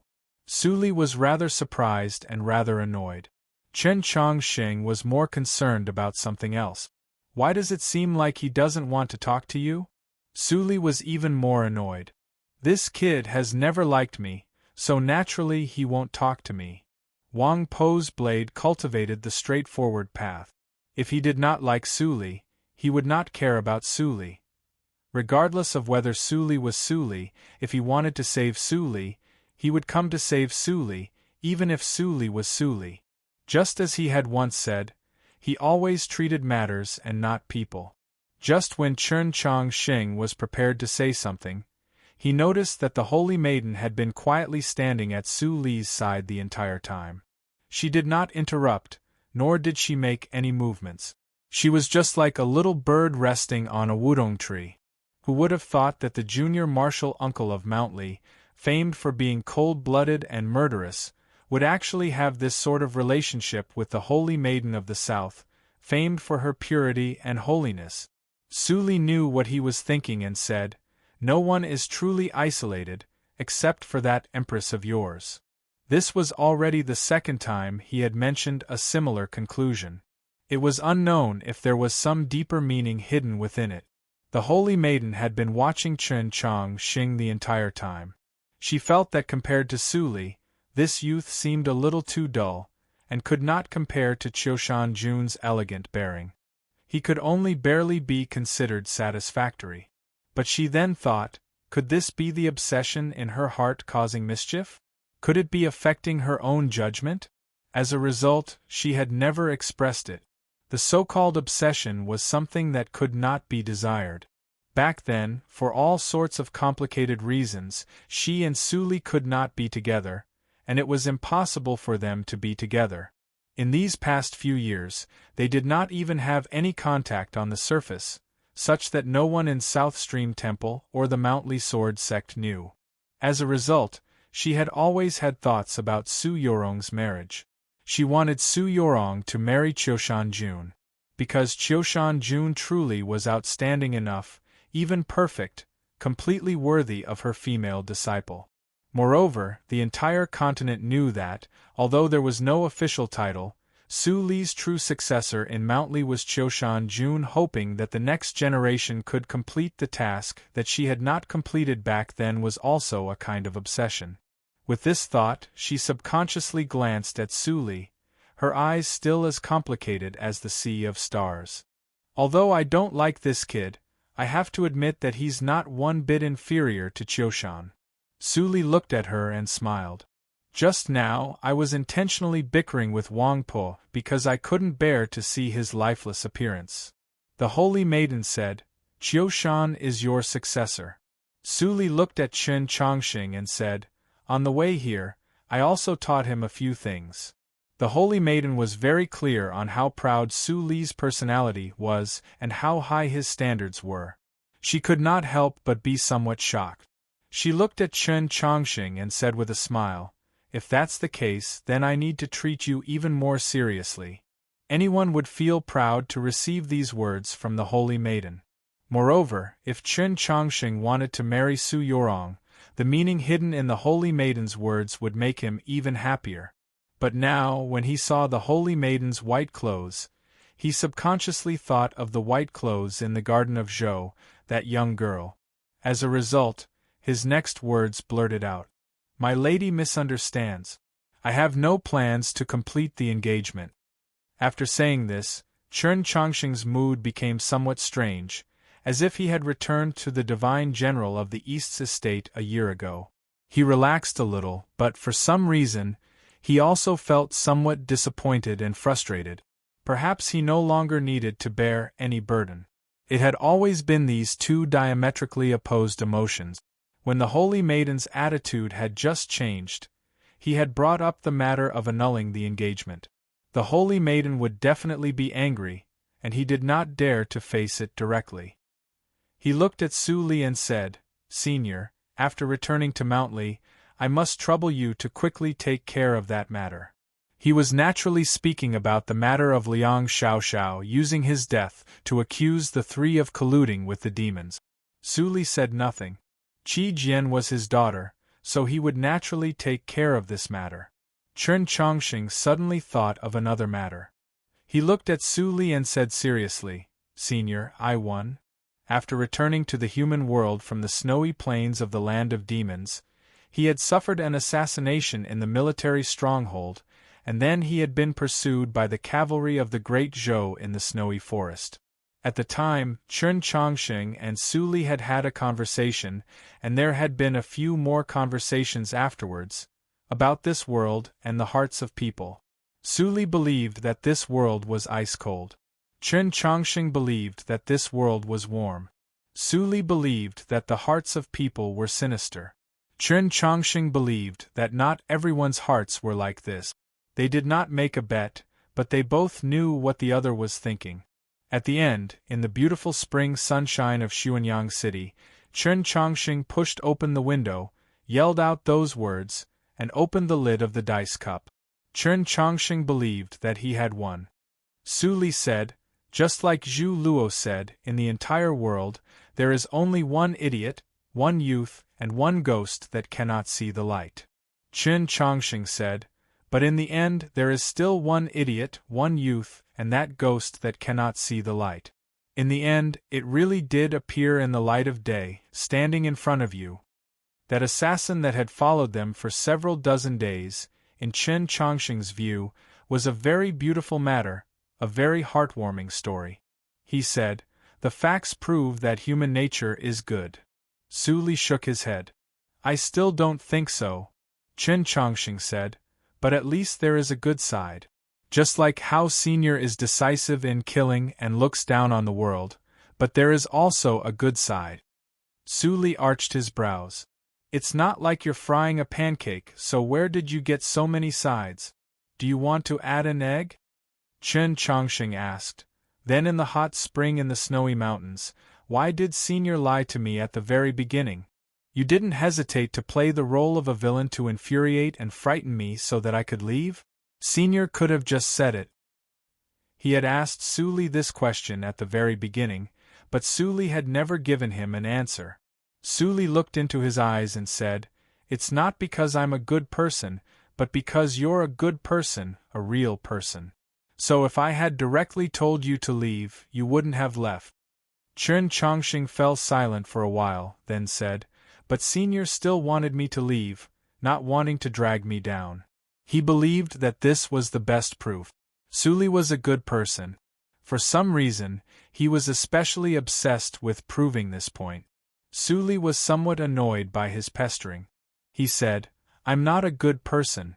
I just believe that you young people will definitely be stronger than my generation in the future, so I don't want you to die too early. Humans are a very interesting kind of life. They always like to reminisce about the past and retro, thinking that the old is good and the past is perfect. But I don't think so. I believe that each generation will always be stronger than the previous. My master was stronger than the founder of the Mountly Sword sect, and I am stronger than my master, so I have to be stronger than Old Man Yin, Zhu Luo, and the rest of them. Wang Po and the rest of them have to be stronger than my generation, and Qiushan and your generation have to be stronger than them. Only by believing in this point and fighting for it can humans continue to live on the continent, and even live better and better. The setting sun was about to completely sink into the ground. Xuanyang City was rather dark, but it did not make people grieve. On the contrary, it was very much like early morning, just like Su Li's words, brimming with the vitality of life. So Senior has always been helping me, teaching me. Yes, compared to those old things, I like you young people even more. So that year, Senior didn't kill Liang Wangsun and Liang Hongzhuang. Liang Xiaoxiao even entered the Mountly Sword sect, and in that dangerous inn, Senior's final strike did not fall on Xiao Zhang and Liang Wangsun? Perhaps, but who told you that was my final strike? But why don't Senior like those old people? Those old people, they're old, decaying, lifeless. They don't seek to advance, only know how to scheme and scheme. They're not honorable, not upright, not open, so they don't have a sharp edge. A strength without a sharp edge is meaningless to humans, so I will continue to watch over them, but you all have to quickly prop it up. Prop it up. Yes, prop it up with an indomitable spirit. Saying this, Su Li and the Holy Maiden walked side by side out of Xuanyang City. Chen Chongqing stood behind them. Hua Jiefu and the priests stood even further away. The setting sun was like the morning sun, the night breeze was slightly cool like the morning breeze, and the remaining drops of rain on the street were very much like dew. From the garden of Zhou to Xuanyang City, the things he had experienced were not like a dream. They were as real as the wounds on his body, but he could faintly sense that he had forgotten something very important. He did not know that a storm was currently waiting for him in the capital. He only wanted to remember that matter. And then, he remembered. He yelled at Su Li's back in the setting sun, Senior, that umbrella is mine.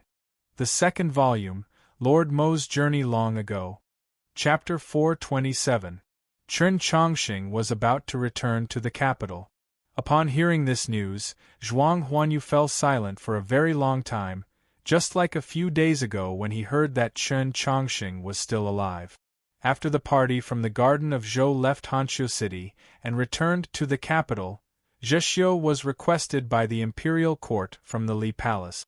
Everyone believed that Chen Chongqing had died along with the collapse of the garden of Zhou. After returning to Mount Li, Qi Jian was still unconscious. Moreover, the matters between men and women were the most likely to cause trouble in the world. He believed that no one would believe Zhexiu and Qi Jian's explanations, so he was very happy. He felt that his life had finally returned to the right path. However, he would occasionally think of Liang Xiaoxiao, that young genius who had used the final move of the Mountly sword style to commit suicide in front of him. Thus, his body would begin to grow cold. No matter how many blankets he covered himself with, he would never be able to warm up. It was as if the shadow of a demon was always quietly standing in the air around him. However, what made him feel even colder was that Chen Chongqing had not died. He had appeared in the wilderness to the north of Tianliang County. It was said that he was together with that legendary junior martial uncle of Mountly. Following that, it was said that divine General Shui he had passed away, but Chen Chongqing had still not died. They had gone to Xuanyang City. Following that, Liang Wangsun and painted armor Xiao Zhang appeared. Zhu Luo and Guan Xinka, the two storms of the 8 directions, appeared. Chen Chongqing had actually not died. Why didn't you die? Zhuang Huanyu stood in the courtyard, looking up at the pitch-black night sky that seemed like an abyss. His face was pale, and he muttered to himself, "Why didn't you die?" He looked up at the night sky in silence for a very long time, then muttered, "No one would believe it."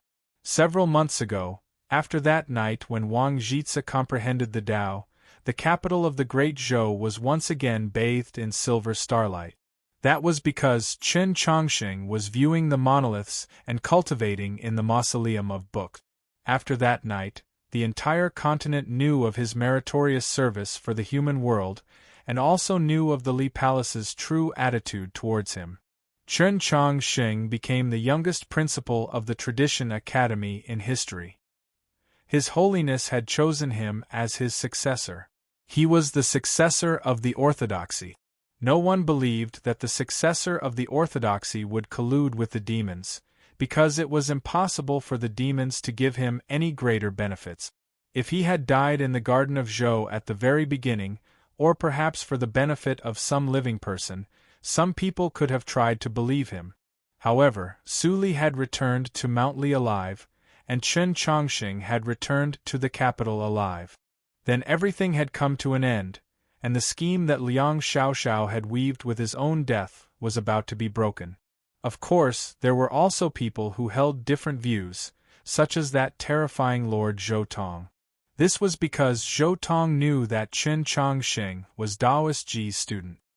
He believed that Daoist Ji, for the sake of vengeance, would not hesitate to sacrifice the entire human world, much less collude with the demon race.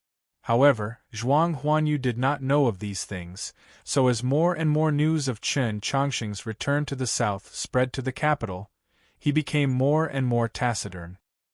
He no longer left his small courtyard, and his confident figure could no longer be seen in the verdant forest of the Heavenly Tao Academy. He began to understand why Liang Xiaoxiao would so resolutely die when he saw Zhixiu carrying Qi Jian into the mountainside whispering wood in the Garden of Zhou. Besides death, what else could he do? He lowered his head and gazed at the quiet well in the courtyard. He gazed at the well water that reflected the gloomy starlight and suddenly shivered. Ever since he was a child, he and his mother had relied on each other for survival. He passed his days in poverty, diligently studying. When he came to the capital, he entered the Heavenly Tao Academy.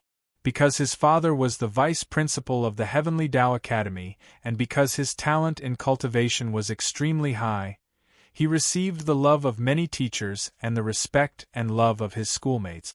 However, he had never relaxed his demands on himself. Even in the cold winter, he still persisted in using the ice-cold well water to bathe. It was already late spring, and the capital was very hot and stuffy. It even felt like summer, but he felt that the well water was somewhat cold. That cold feeling made one feel fear and despair.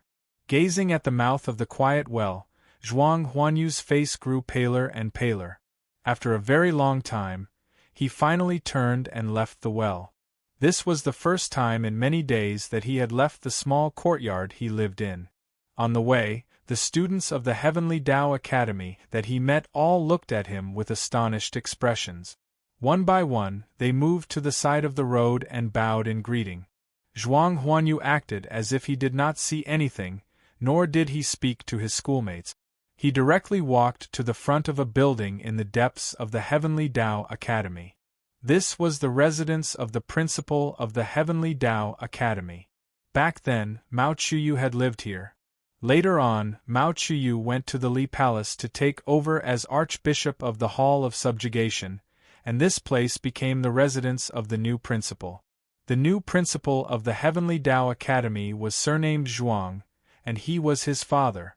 Standing outside the quiet residence, separated by the sparse plum branches, Zhuang Huanyu once again fell silent for a very long time as he gazed at the lights in the building and the figure of that man. However, his face was no longer as pale as it was before. Back then, his father had abandoned his mother and son and entered the capital to take the imperial examination. He had an ambiguous relationship with that girl from the Wenshui Tangs, and was very ungrateful. This was the story that Zhuang Huanyu persisted in believing, and this had always been his view of his father.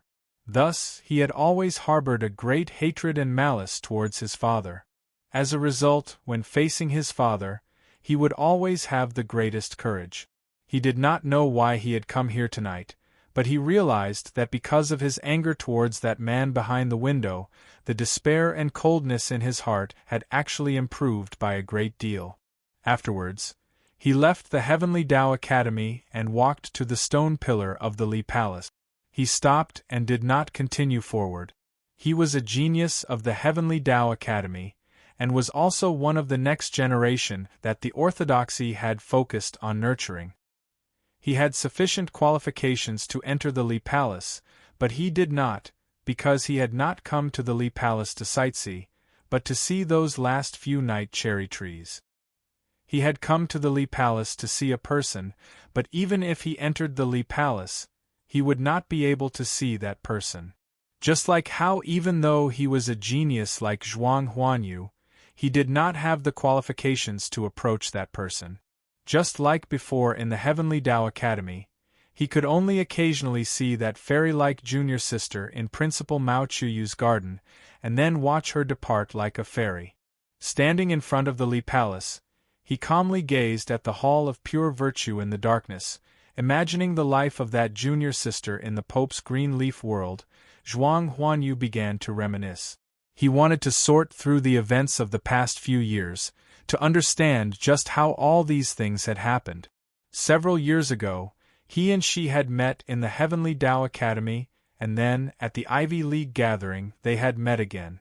When he had originally thought that they could get to know each other, he had seen her holding the sleeve of a youth called Chen Chongqing. Yes, so this was how everything had started. By the lake in the garden of Zhou, when Liang Xiaoxiao had suddenly launched a sneak attack, when the demon experts were about to kill Chen Chongqing, Zhixiu, and Qi Jian, he had been in the forest, not drawing his sword, not meeting. Yes, because he had been afraid, he was still a youth, and he wanted to live. But now that he thought about it, wasn't it also because he had always had a deep jealousy and hatred towards Chen Chongqing? He really wanted Chen Chongqing to die. Why didn't you die? It suddenly began to rain in the capital, and the Li Palace was naturally no exception. The air of late spring was instantly washed clean by the rain, and the wet stone slabs actually began to faintly emit a cold air. Zhuang Huanyu did not hold up an umbrella. He just stood in the rain, silent for a very long time. A priest of the Li Palace came to inquire, but upon realizing that it was him, they thought of the news that Chen Chongqing would be returning to the capital tomorrow and believed that they had guessed at something, so they did not disturb him. In the rain, the priests and students of the 6 Ivies came and went with umbrellas. When they saw his drenched body, their gazes were very complicated. There was some pity, some sympathy, and of course there was also some ridicule. Zhuang Huanyu returned to the small courtyard of the Heavenly Tao Academy. His clothes were completely drenched in the rain, so how could he care about the cold? But for some reason, in the end, he still did not jump into that deep and cold well. In the final moment of his life, he had protected a bit of his pride. He had used a sword. He had chosen to die under his own sword. The news of Zhuang Huanyu's death quickly spread to the entire capital. The Grey Courtyard, not too far from the imperial city, was the first place to receive this news, because this was the department for purging officials. When Zhou Tong heard this news, he was carrying a lantern and standing in front of a stalk of green wormwood in the vegetable field, attempting to find the wormwood stalk bug that had bitten half to death the orchid he was raising last night. Zhuang Huanyu's death was naturally related to Chen Chongqing's return to the capital. The people standing on Chen Chongqing's side would presumably feel proud and elated, while those people that had once tried to use this matter to attack Chen Chongqing and even the orthodoxy would inevitably feel somewhat disappointed. Zhou Tong was probably the only person in the world that truly believed that Chen Chongqing might be colluding with the demons, but not only did he not feel defeated, he even began to laugh. It's good that he died. He truly was very happy. Although it was not to the extent that he was rocking back and forth with laughter, the lantern in his hand began to sway, so much so that the shadow of the wormwood stalk turned into many blurs in the vegetable field, just like a fence. From the conclusion of the matter in Xuanyang City to the confirmation that Su Li was alive and Chen Chongqing was also alive, the winds in the capital instantly changed. The Li Palace and the military exerted enormous pressure on the department for purging officials, demanding that it release Zhixiu. Releasing Zhixiu was a gift, a great gift to welcome Chen Chongqing's return. Of course, Zhou Tong would not release Zhixiu. If not for the fact that Chen Chongqing's identity was too sensitive, he would definitely have imprisoned Chen Chongqing in the great prison in the front courtyard. So he believed that Zhuang Huanyu's death was good, that the dead could not testify, that the dead could not testify was good. Of course, he was keenly aware that with Chen Chongqing's current status, Zhuang Huanyu's death did not have much meaning. But there would definitely be people who would use this matter. The fresh rain blew away the dust. The feeling of spring in the capital had not lessened, but rather deepened. It was extremely bright and beautiful, even somewhat sticky. A convoy of carriages returned to the capital. Chen Chongqing sat in the carriage, feeling the ripples coming from his sheath. He knew that the black dragon was about to awaken and was very comforted. Then, he heard a voice from outside the carriage. "Traitor!" Many people knew that the person in the carriage was Chen Chongqing. The commoners of the capital, who were used to the bustle, could not help but crowd the two sides of the street to watch the spectacle. They discussed spiritedly, their voices clamoring, and the scene was incomparably lively. When these two words rang out, the streets of the capital instantly became incomparably quiet. Chapter 428. The word traitor was actually not appropriate, or perhaps not accurate enough. In this story, it was more appropriate to call it a spy or something else. For example, the following words that broke the silence of the crowd. "Chen Chongqing, you scoundrel! You actually colluded with the demons to kill the talents of Mount Li, and now you even forced young Master Huanyu to death." Forced to death? I think some powerful figure used some shameful method. This is a shameless murder. Too shameful. What nonsense are you spouting? After viewing the monoliths in the mausoleum of books, Chen Chongqing was no longer the target of hostility and hatred of the people of the capital. Many people had already begun to treat him as the glory of the great show. Some people loudly criticized Chen Chongqing, and naturally, there were even louder people who defended him. For a moment, the streets of the capital were filled with the sounds of quarreling and bustling with noise. Chen Chongqing looked at the curtains and listened to the noise outside the carriage in shock. On the road, he had finally learned of all the details of what had happened outside the garden of Zhou through Huajiefu. He had originally thought that after returning to the capital, the first thing he would do would be to confront Zhuang Huanyu. Who would have thought that last night, Zhuang Huanyu would actually die? The noise outside the carriage grew louder and louder. The quarrels of the crowd grew fiercer and fiercer, their words sharper and sharper. It was noisy and vexing. Chen Chongsheng wanted to say something, but in the end, he said nothing. He lowered his head in silence, his eyelashes trembling. The childishness on his face was finally about to disappear. Whether it was the cheers of the crowd or the accusations of the crowd, Chen Chongsheng returned to the capital under the gaze of countless people of the capital. Only when the convoy drove into the depths of 100 Flowers Lane did the world outside the window finally calm down. With Li Palace clergy guarding the perimeter of the 100 Blossom Lane, no one was able to approach. Chen Chongsheng looked at Orthodox Academy's still very new gate and the green vines that were still very old. Feeling the solemn and quiet atmosphere that came from all around, he felt a little uncomfortable. One day of viewing the monoliths of the front mausoleum, one night of starlight bathing the capital. It had not been too long since the Pope had established his position as the successor of the Orthodoxy. Moreover, after leaving the Mausoleum of Books, he had entered the Garden of Zhou. The days in the plains of the unsetting sun felt like years. What followed next was the 10,000 li of snowy plains. He had been in such a hurry to escape that he had no time, nor did he have the opportunity to experience any changes. Now, he felt like a lifetime had passed. Many things had changed. The Orthodox Academy that had once been surrounded by countless enraged commoners of the capital was now a place that ordinary people simply could not approach. Although it was still far from recovering its former glory, its atmosphere was completely new. Fortunately, there were still many things that had not changed. Jin Yulu was still standing in front of the Tradition Academy's gate. The silk robe that he was wearing, which was covered with patterns of copper coins, was still as smooth as water. Xianyuan Po was still as mighty and majestic as ever. His arms were thicker than trees. When he hugged Xianyuan Po, Jin Yulu always felt like he was being swallowed. Luluo was still Luoluo. She entered his embrace like a cool breeze, her hands wrapped around his neck, her forehead rubbing against his chin, a satisfied smile on her face. Standing on the great banyan tree by the lake, Chen Chongsheng and Luoluo talked for a very long time. He told the little girl everything that had happened in the Garden of Zhou, as well as everything that had happened on their journey south, without missing a single detail. That elf girl, was she very beautiful? Luoluo only cared about this. She widened her eyes, looked at Chen Chongsheng and asked curiously. There were so many things.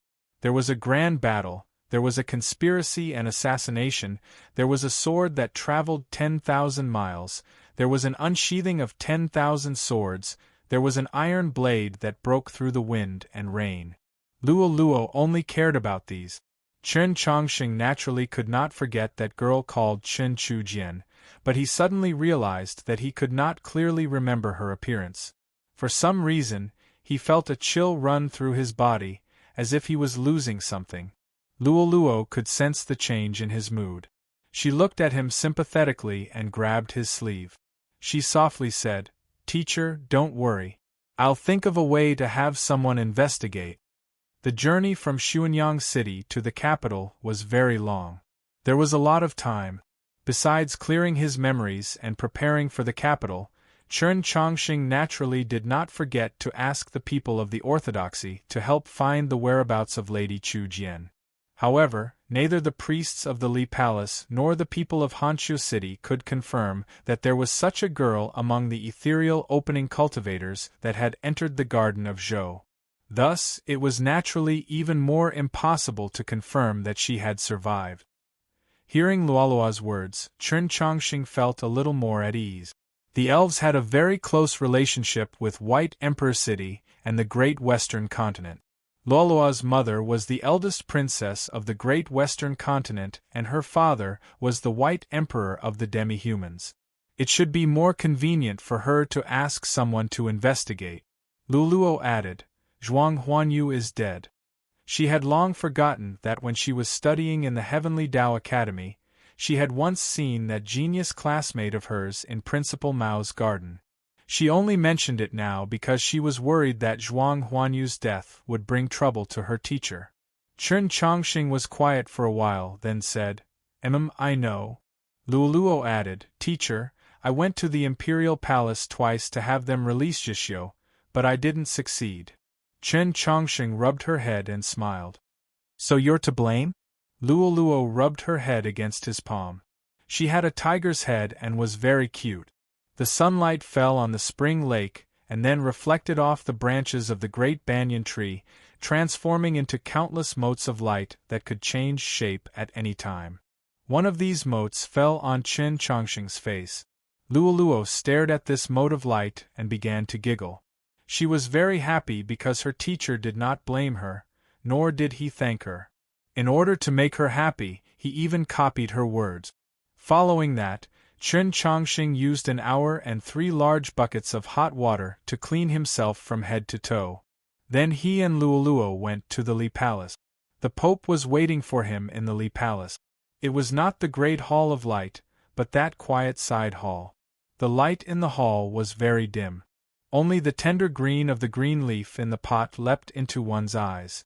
Then, he saw the divine staff carelessly placed on the wall, saw that clear pond and that magnificent crystal throne, as well as that indescribable yin-yang crown on the throne.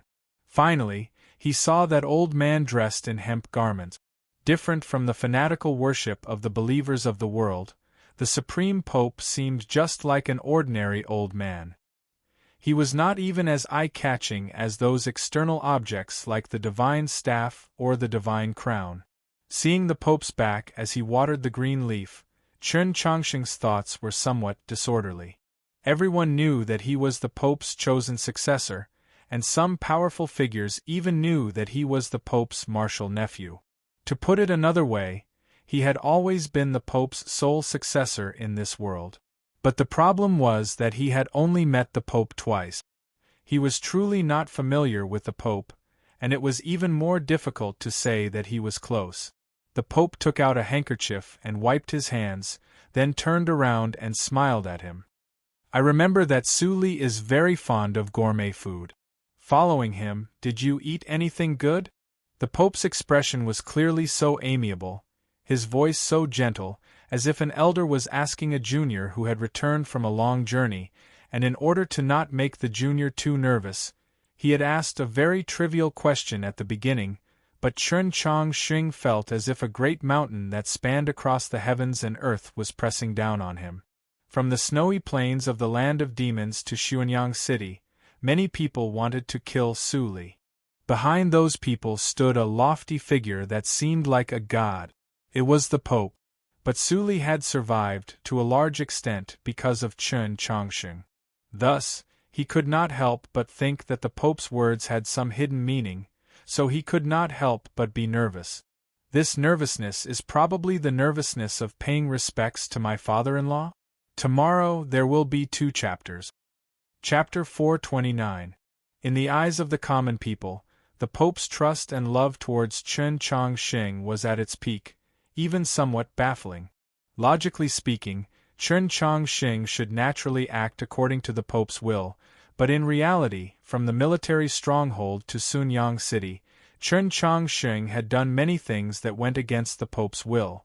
No matter how one looked at it, the Pope should have been very disappointed, or at least asked for a reason. The Pope did not ask. He calmly looked at Chen Chongsheng and said, "It's really hard to imagine that my senior brother would raise a student like you." Chen Chongsheng was stunned. He suddenly realized that his impression of his master was actually very vague. Just what sort of person was his master? In the Pope's view, what sort of student should he raise? He did not know the answer, but he was very sure that the Pope's words were correct, because he had never been raised by his master. He had been raised by his senior brother, thinking of Xining Village's old temple, the fog behind the mountain and those voices within the fog, and his senior brother and the wildflowers. He was somewhat entranced. The Pope looked at him and calmly smiled, thinking to himself, at this sort of time, anyone would be nervous, but this little fellow actually had the leisure to think of other things, truly extraordinary. "Sit," he said to Chen Chongsheng. Chen Chongsheng grunted, very obediently sitting on the chair, not leaning against the back of the chair, nor deliberately only touching his buttocks. In short, he was truly obedient, without any deliberate actions. The Pope pointed at the teapot. Chen Chongqing understood, picked up the teapot and filled the teacup in front of the Pope, thought a little, then filled the teacup in front of him, then began to wander again. Because he thought of those 2 nights in the 100-herb garden, that little table, that woman who sat across from him and drank tea without saying a word. The Pope put down the teacup and casually said, "Tell me about the Garden of Zhou." He spoke casually, and what he wanted to hear was also casually said, because one thing was certain: the Garden of Zhou did not have Su Li. In the Garden of Zhou, I met a girl, Chen Chongqing subconsciously said. The Pope was startled and asked, Only then did Chen Chongqing wake up from his stupor. He felt his face heat up, and hurriedly recounted the events of the Garden of Zhou in detail. From the moment he obtained the yellow paper umbrella from the Wenshui Tangs, all the way to Zhou Dufu's mausoleum, he basically left nothing out. Only a few details that had nothing to do with the major events, such as the girl, he naturally did not mention them. Furthermore, for some unknown reason, he did not mention the having blade style in the mausoleum of Zhou or those lost heavenly tome monoliths. Sunlight seeped through the eaves of the hall and fell on the smooth, jade-like floor, illuminating the floor into many squares, like a chessboard. The Pope sat in his chair and looked at the ground in silence for a long time. The mausoleum of Zhou, the heaven-shrouding sword, the yellow paper umbrella, Mount Li, the sword pool, the monster tide, this story that spanned several hundred years, the destiny between the 2 worlds, even he could not help but sigh ruefully. So, the sword pool is the sword sea, the plains of the unsetting sun. That person's grave is also inside. The Pope's voice resounded in the quiet hall. As the supreme saint of the human world, his grasp of this world far surpassed the imagination of ordinary people, but only today did he realize that the plains he had once seen many years ago actually concealed so many secrets. The black nightmare sarcophagus in the mausoleum of Zhou is empty. Chen Chongqing naturally would not forget this very important detail. The Pope smiled in silence. That person's life and death were a mystery to many people, but time was still the most powerful thing in the world. At this point in time, he no longer cared much about it. In comparison, the Pope was more concerned about other matters. In that case, those swords are all in your hands? Without the slightest hesitation, Chen Chongqing took the dagger from his waist and offered it up with both hands. Back in the Plum Garden Inn, Tang 36 had wanted to take his dagger but had been refused, but now he could not refuse, because the Pope was the Pope and also his martial uncle. The fact that the swords in the sword pool were in his hands was also impossible to conceal.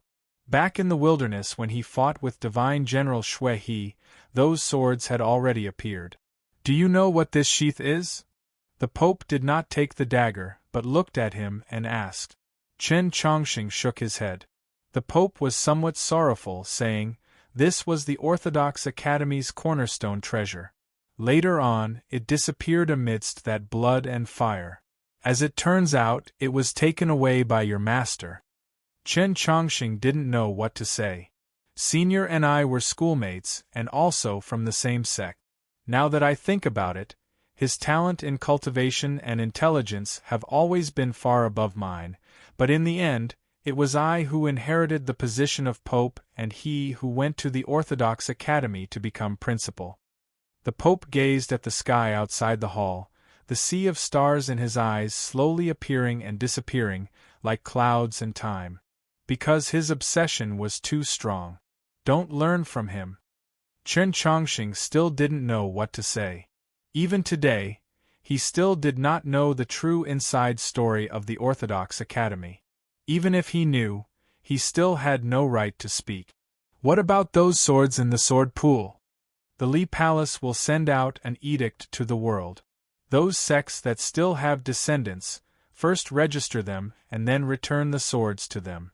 As for those sects whose lineage has already been severed, those swords will be for your own safekeeping.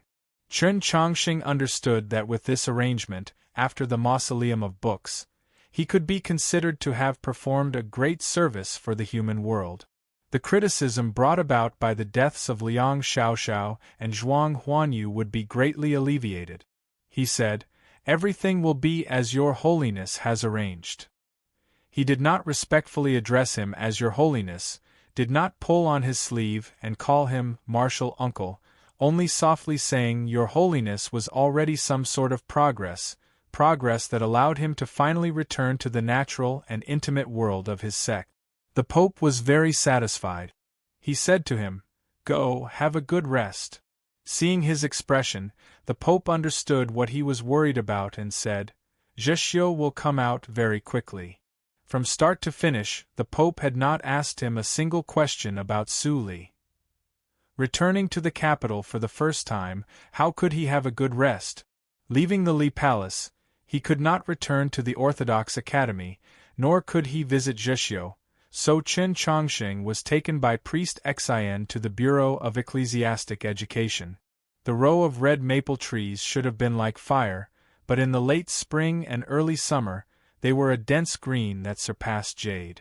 It was as if the building behind the maple trees had the dual identity of the Imperial Court's educational institution and the Orthodoxy's Hall of Cultural Glory.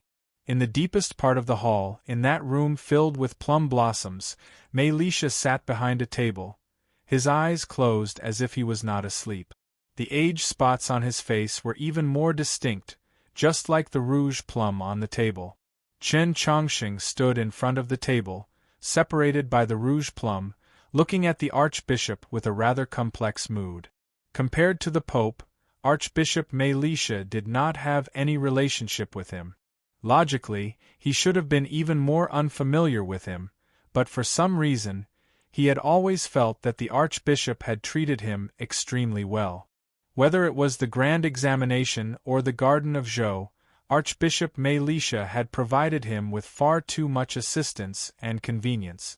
Although there were times when these matters would make him feel rather pressured, the true reason for his complex mood was not this, but that the Archbishop was growing old. Chen Chongqing did not know what level of cultivation Archbishop Mei Lisha was at, but based on his qualifications and influence in the orthodoxy that could rival the Pope, as well as the attitude of Zhu Luo and the others towards him, he should be able to guess that he was not far from the divine domain. Priests of this level were the same as other cultivators. It was very common for them to live past 800 years. In this endless period of time, even if experts of profound cultivation gradually grew old, they would only have a few wrinkles on their faces and beard. They would definitely not show any signs of weakness or old age. Only at the final stage of their lives would they consider the question of descendants, leave behind a bloodline, and then rapidly age at an unimaginable speed. Death like the quiet beauty of an autumn leaf? No, it was more like a fruit falling from a fierce gale. In this 1 year, the entire continent knew that Archbishop Mei Lisha was growing old. This signified that the Archbishop's days in this world were numbered. At any moment, he could return to the Sea of Stars. The rouge plum blossom was so gorgeous. The plum blossoms in the room did not seem to be in the depths of spring, but rather any time of the 4 seasons, any time of the year when the plum blossoms were in full bloom. Compared to the room filled with flowers, the Archbishop's old age was all the more startling. Chen Chongqing felt somewhat sad. Just at this moment the Archbishop opened his eyes, smiled at him, and said, "Come here." Chen Chongqing obeyed and walked in front of him. Mei Lisha looked at him and sighed ruefully. "Knowing that you are still alive, I am very happy, but at the same time, I also feel somewhat sad." Chen Chongqing did not understand these words, but for some reason, he suddenly felt a great deal of unease, even fear. Since Su Li is not dead, then I still have to withdraw my gaze and place it on the capital, just like how you still have to return to the capital in the end. Mei Lisha said, "The Boiling Stone Summit is next year. I don't know if I can still see it, but I can at least finish watching you for this year." Chen Chongqing wanted to say some words of comfort, but he realized that he was not good at it. Somewhat remorsefully, he lowered his head. Mei Lisha calmly looked at him and said, "This year is very important to you." Qin Changxing said, "I don't understand." "You have to mature as quickly as possible." After saying this, Mei Lisha's expression became somewhat heavy, his eyes somewhat gloomy, but then they became as bright as ever. "Believe me, in the end, you and we will obtain victory." Chen Changxing truly did not understand. He thought to himself, with whom is this battle? With the Divine Empress? Even if it is, what strength do I have to participate in a battle of this level? The problem between the Orthodoxy and the Empress is still that position in the imperial palace. With some difficulty, Mei Lisha stood up and brought Chen Changxing to the window. Gazing in the direction of the nearby imperial palace, he said, "In this battle, you will play an extremely important role." Chen Changxing said, "Just because I am teacher's student? Because I represent the attitude of supporting the imperial clan?" Mei Lisha ruefully said, "Of course it's not just this." The archbishop did not give a more detailed explanation, because this matter was very difficult to explain, perhaps even impossible to explain. It was also because at this moment the door to the room was knocked on at just the right time. After the door was pushed open, a person that Chen Changxing had not expected to appeared. Before 8 o'clock in the next chapter. Chapter 430. The person who came was Prince Chen Lu, the only representative of the Chen imperial family in the capital, and also the only junior that the Divine Queen could accept. Prince Chen Lu's reputation in the capital had always been excellent. He was thought to be as gentle as jade, but also very courageous. Back then, this young prince had helped Chen Changxing and the Tradition Academy twice, so Chen Changxing had a very good impression of him. But for some reason, Tang 36 didn't like him. Prince Chen Lu bowed to the archbishop, then looked at Chen Changxing and smiled. "Don't you think this meeting is a bit too early?" Mei Lisha didn't care about the hidden meaning of these words, and directly said, "The Orthodoxy wants the Queen to express her attitude as soon as possible. The people of the Tian Hai family naturally won't agree. Tian Hai Xing is a smart person, but not everyone in his family has his wisdom. Even if they do, they will be crushed by the throne that seems to be within their reach. After all, not everyone can resist that kind of temptation." Prince Chen Lu said seriously, "As members of the Chen imperial family, I and my brothers from the counties will act righteously." These two words were both said to Chen Changxing. The Orthodoxy has always stood behind the imperial family. It has always been like this since the time of Emperor Taizu. Mei Lisha continued, "It is still the same now. But because of Zhuang Huanyu's death, there might be some problems on the side of the Heavenly Academy. Among the 6 archbishops, there are still 2 that haven't changed because the Pope changed too quickly." Chen Changxing thought to himself, if this is the case, then what happened in the Tradition Academy a dozen years ago? Why did the Pope support the Divine Queen for so many years?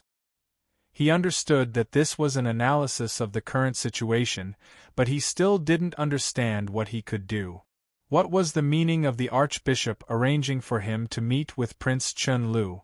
Mei Lisha's next words revealed the answer to the riddle, but it was a new riddle.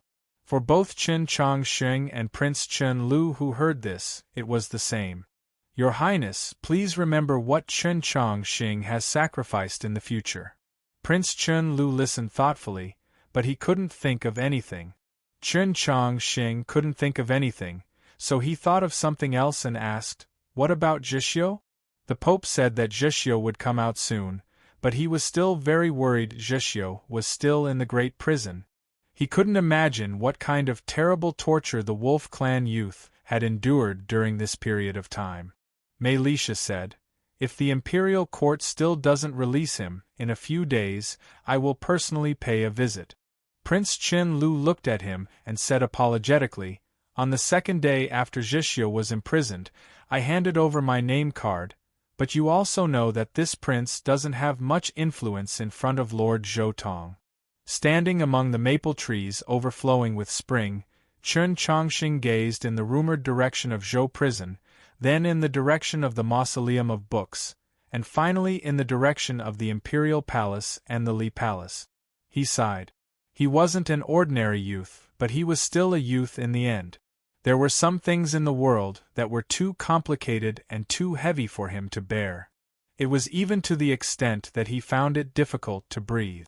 Compared to the capital, he actually felt that the storm in Xuanyang City was a little more refreshing and direct. He would rather stand together with that blade and simply do a few things, even if those things were not simple. Under the humble gazes of the priests, he left the Bureau of Ecclesiastic Education. He did not return to the Orthodox Academy, but instead went to the market to buy some food. Afterwards, he went to New North Bridge. Borrowing the flash of the setting sun, his body became illusory and he jumped into that dried-up well. The underground space was still bone-chilling, but the black dragon was sleeping. Its massive body, like that of a mountain range, quietly lay on the ground. The chain was still rusted to death in the stone wall. Chen Chongqing took out the meat and placed them on lotus leaves in front of the black dragon. Finally, he took the rui from his waist and placed it on the ground. The black dragon's spiritual soul was still sleeping in the rui, and it was unknown when it would wake up. After doing all this, he thought it over, then wrote a few words on the frost on the ground and left. Leaving the pond, his body was drenched.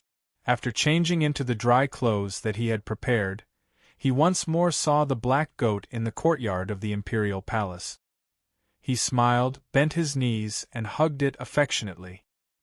He completely disregarded the black goat's slightly raised head and its unwilling appearance. There was a gust of wind.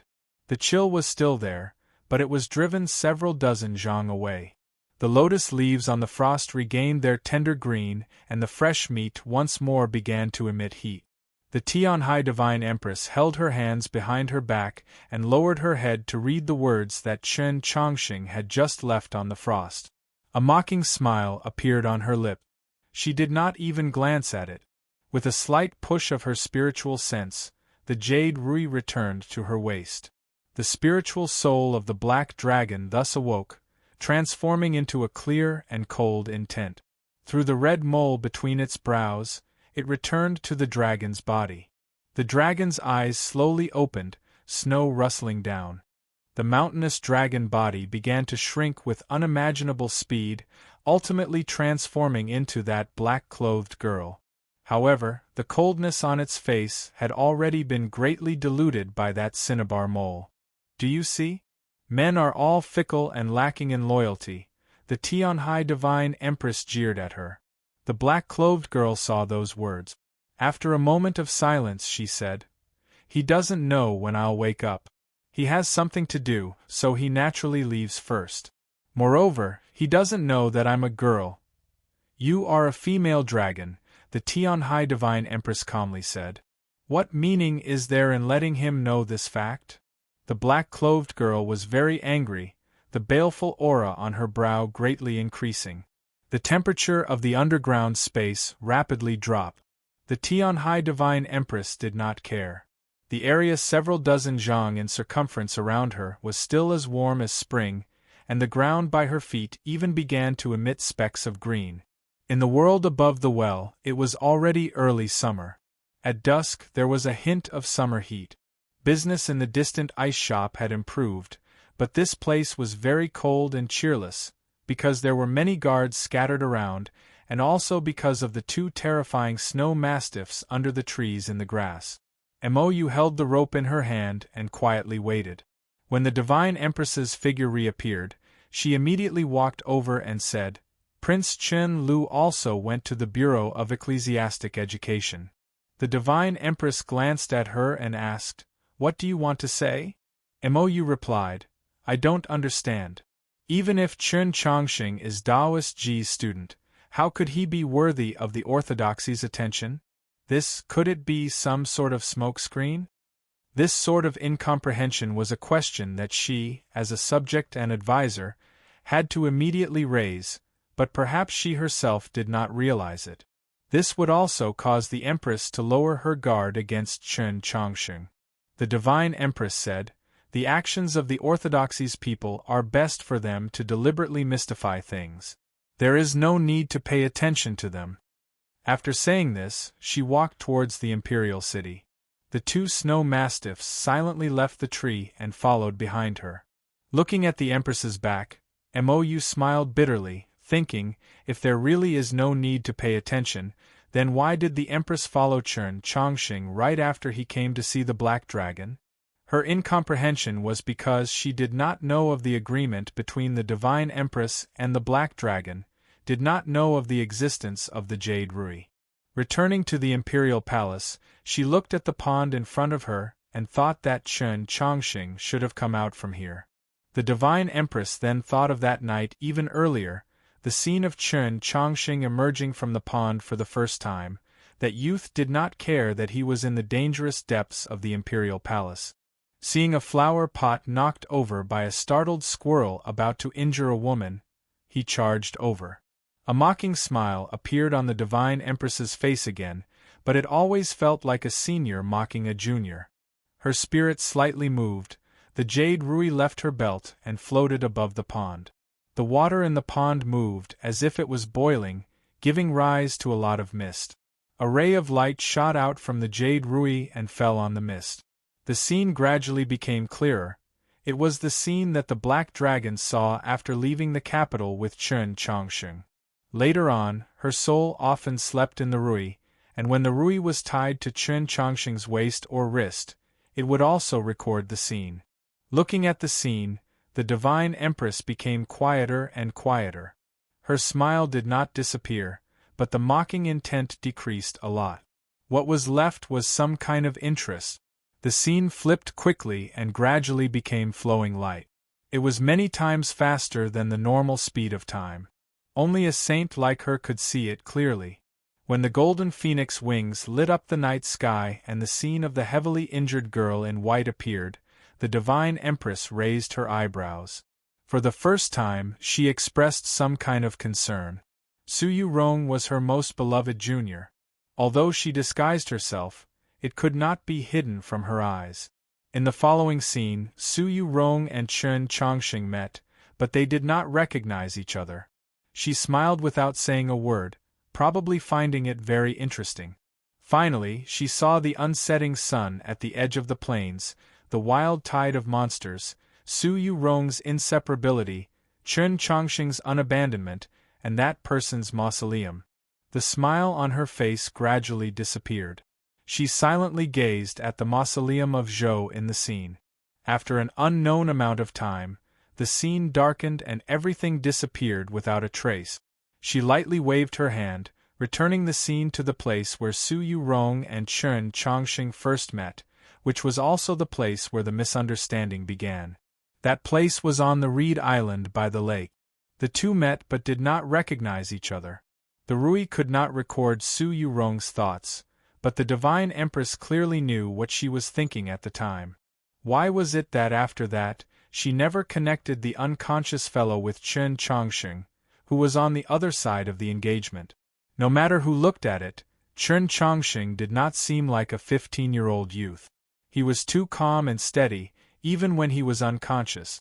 At the time, when Su Yurong glanced over, she felt that this person was around 20 years old.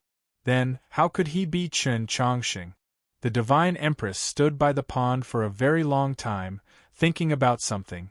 Suddenly, she looked at Su Yurong in the scene and said, "So you also felt that he did not seem like a 15-year-old youth."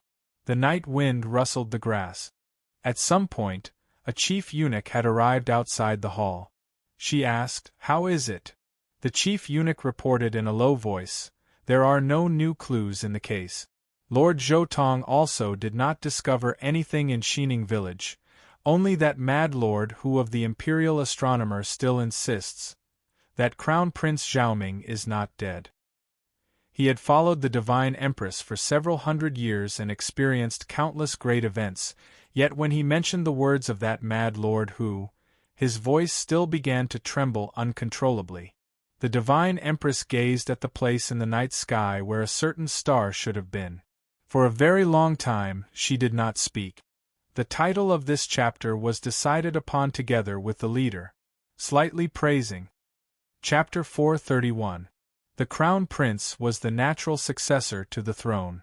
If the great Zhou had a crown prince, perhaps the conflict between the orthodoxy and the divine empress would not have developed to its current level.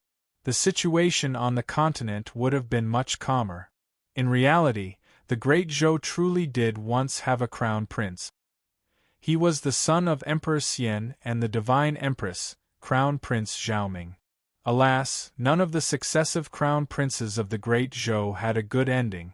The crown prince that Taizu had established died tragically in the coup of the 100 Herb Garden, and the crown prince that Emperor Taizong had meticulously raised was ultimately executed for some inexplicable rebellion. This crown prince Xiaoming's fate was also very unfortunate, but it could also be said that he was relatively lucky, because he had already died when he was very young. Not long after Emperor Xian's death, Crown Prince Xiaoming died of illness in his swaddling clothes. But no one believed it. Of course, no one believed it. The bloodline of the imperial clan and the divine empress was compatible, so how could it be a premature child? As for the cause of Crown Prince Xiaoming's death, there were countless theories. There was one that was the most widespread. Back then, the Chun imperial clan allied with the orthodoxy's old powers, intending to drive the divine empress from the throne. In that soul-stirring struggle, the divine empress and the pope obtained the final victory. Several hundred nobles of the Chun imperial clan were either executed or exiled, and the teachers and students of the Orthodox Academy were nearly wiped out.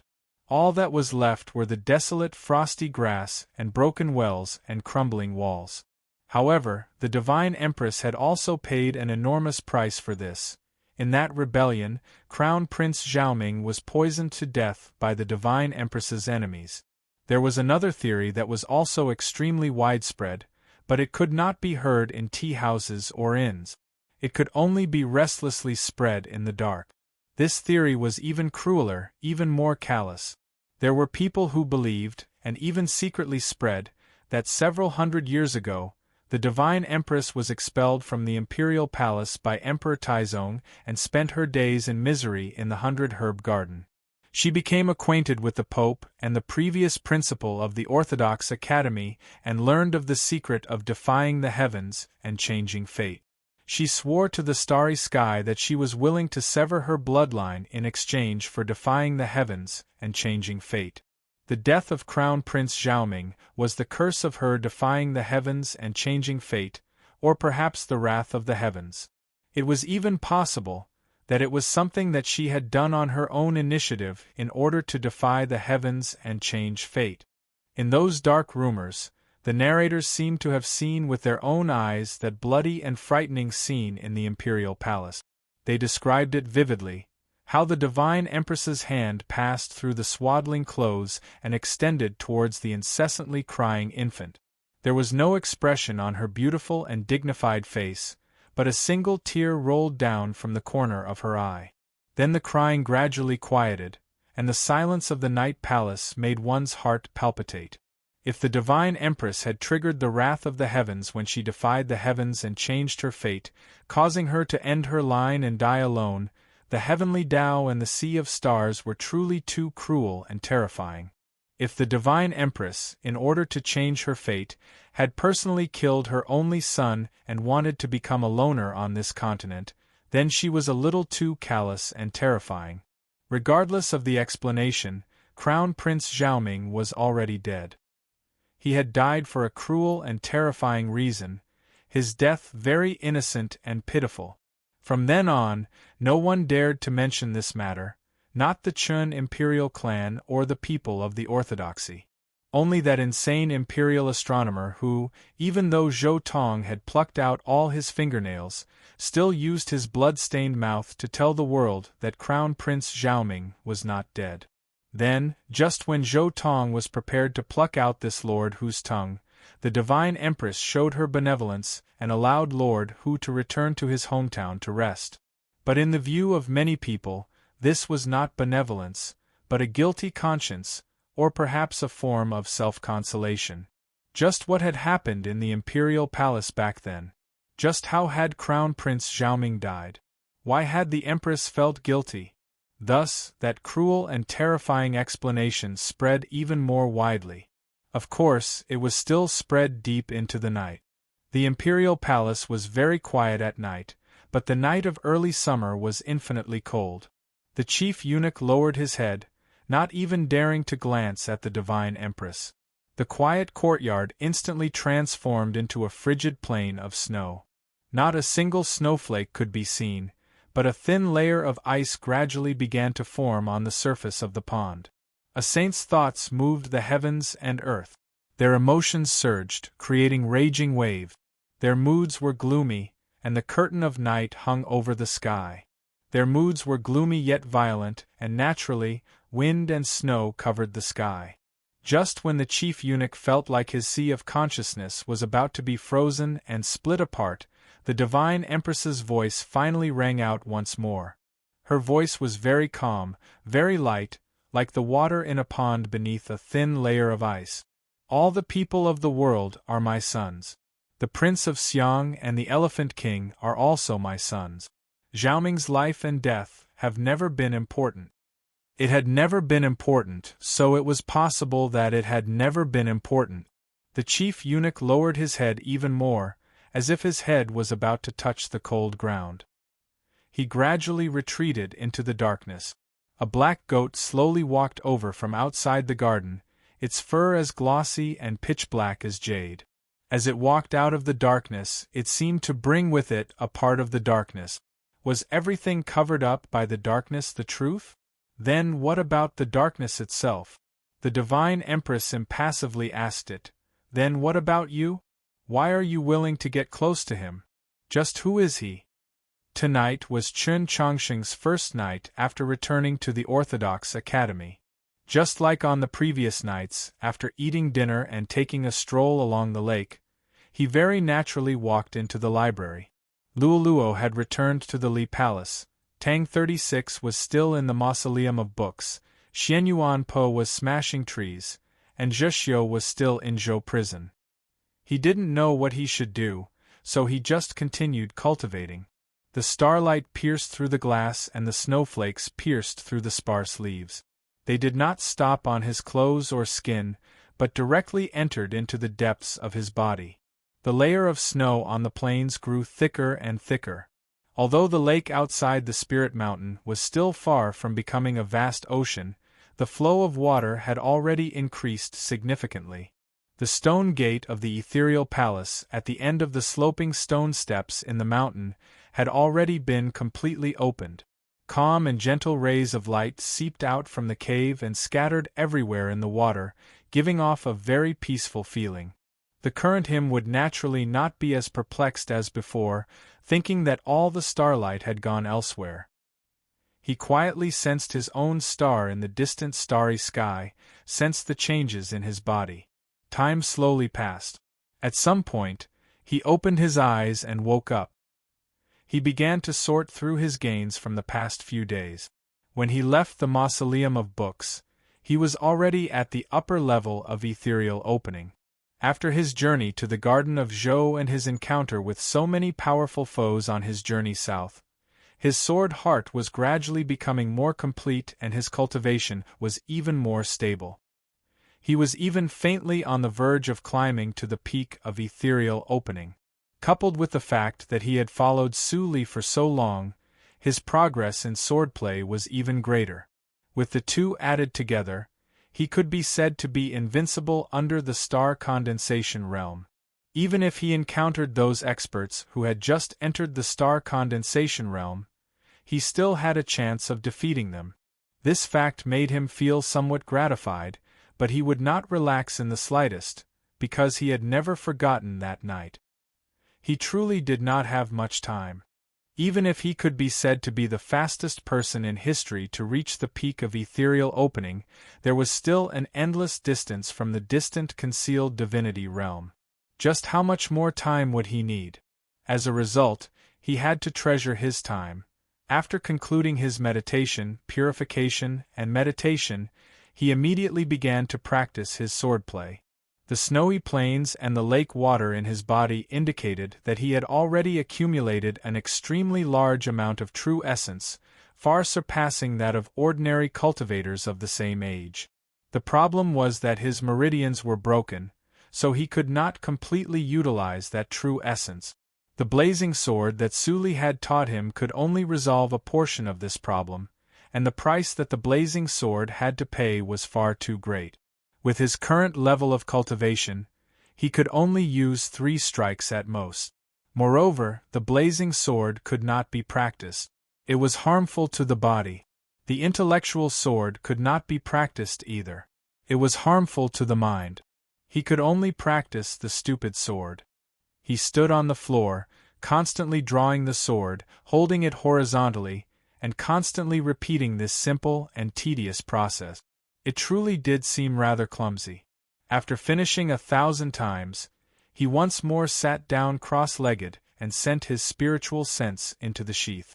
In the world of the sheath, there were 10,000 broken swords calmly floating in the air, not disturbing each other.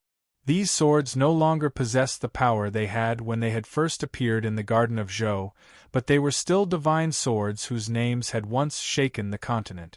Their sword intents were still powerful, and the seemingly empty space had long since been occupied by sword intent. His spiritual sense passing through the 10,000 sword intents was actually a very dangerous matter, especially since he was not attempting to use his spiritual sense to control the 10,000 swords, but to directly use his spiritual sense to interact with the 10,000 swords. He wanted to use the sword intents of the 10,000 swords to sharpen his sword heart. His sword heart was already perfectly fused. If others were to know of this, they would assuredly sigh in shock and praise, because this was an extremely difficult matter. Taking another step forward was the true enlightened sword heart. However, the enlightened sword heart required too much talent in the path of the sword. Across the entire continent, there were only a few people who could achieve the true enlightened sword heart. The problem was that in this period of time, Chen Chongqing had only met 2 people who had achieved the enlightened sword heart, Suli and Lady Chujian, so he naturally could not be satisfied. Those sword intents were the whetstones, and his spiritual sense was the edge of the sword. The sword intents, whether sharp or tyrannical, constantly touched, grinded, and cut against his spiritual sense. This process was very painful. He closed his eyes and did not sweat, but his face gradually paled. The edge of a treasured sword was sharpened, and the fragrance of a plum blossom came from the bitter cold. Without experiencing the wind and rain, how could one see the rainbow? He thought of the famous sayings of his predecessors and endured the unimaginable pain, all the way until that strand of spiritual sense that had entered the sheath grew thinner and thinner, weaker and weaker, as if it could dissipate at any moment. Suddenly, he sensed that behind the 10,000 sword intents, there was something that was attracting his spiritual sense. The moment he sensed that attractive force, his originally weak and gradually dissipating spiritual sense suddenly became much more stable, once more powerful. His spiritual sense passed through the 10,000 sword intents and slowly drifted into the distance. After some time, the light boat finally passed through the 10,000 mountains, and his spiritual sense arrived at the other shore of the ocean of sword intents. The shore of the ocean of sword intents turned out to be a real shore. On the shore was a black stone monolith, but it was not a real monolith, only a phantom. The black monolith was rather familiar, just like the darkness of the night. The moment he saw the black monolith, Chen Chongqing naturally had a feeling that this monolith's shadow should be a door that led to another place. What world was on the other side of the black monolith? What was behind the darkness of the night? Suddenly, he remembered.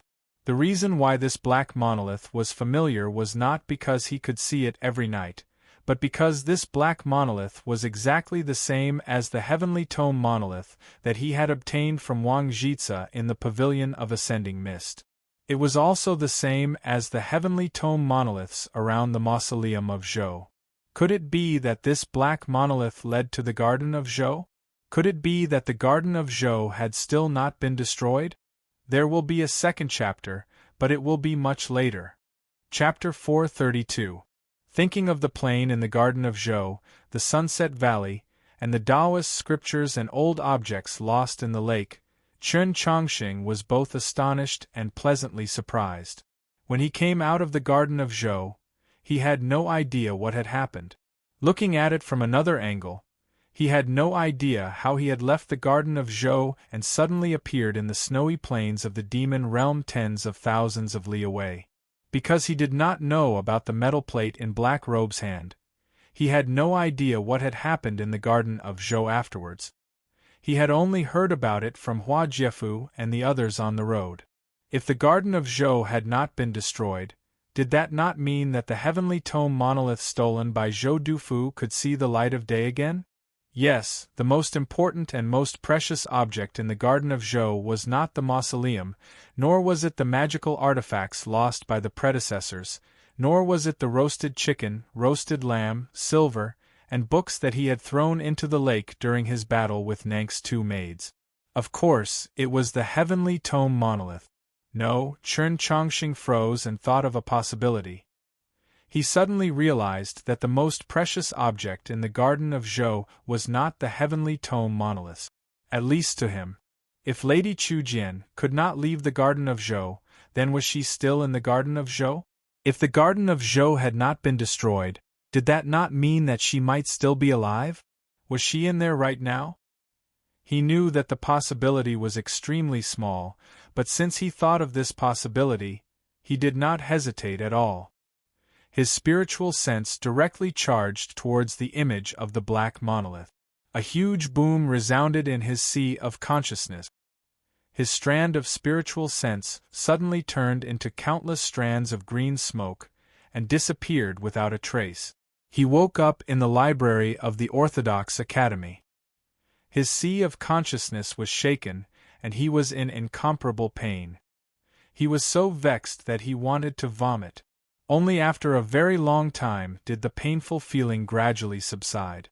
Without hesitation, Chen Chongqing once again sent a strand of his spiritual sense into the sheath, requesting for the 10,000 swords to open a path.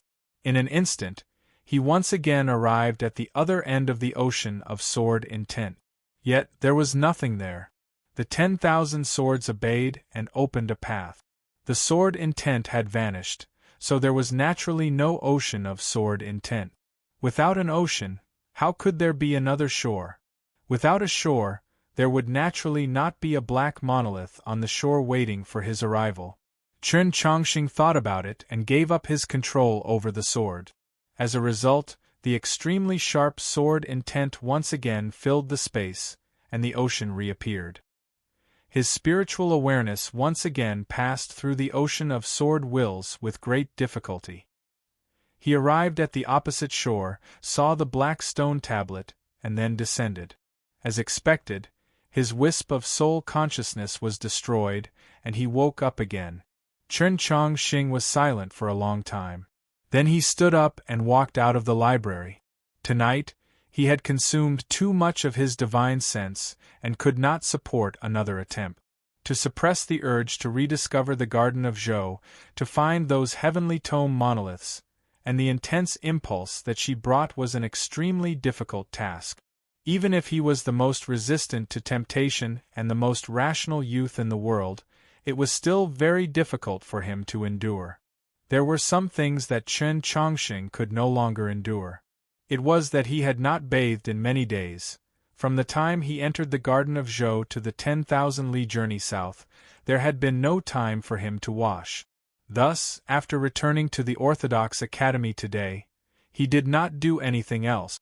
He first used 3 large buckets of hot water and an hour to carefully wash himself from head to toe, from inside to outside. But even so, he still felt that he had not washed himself clean.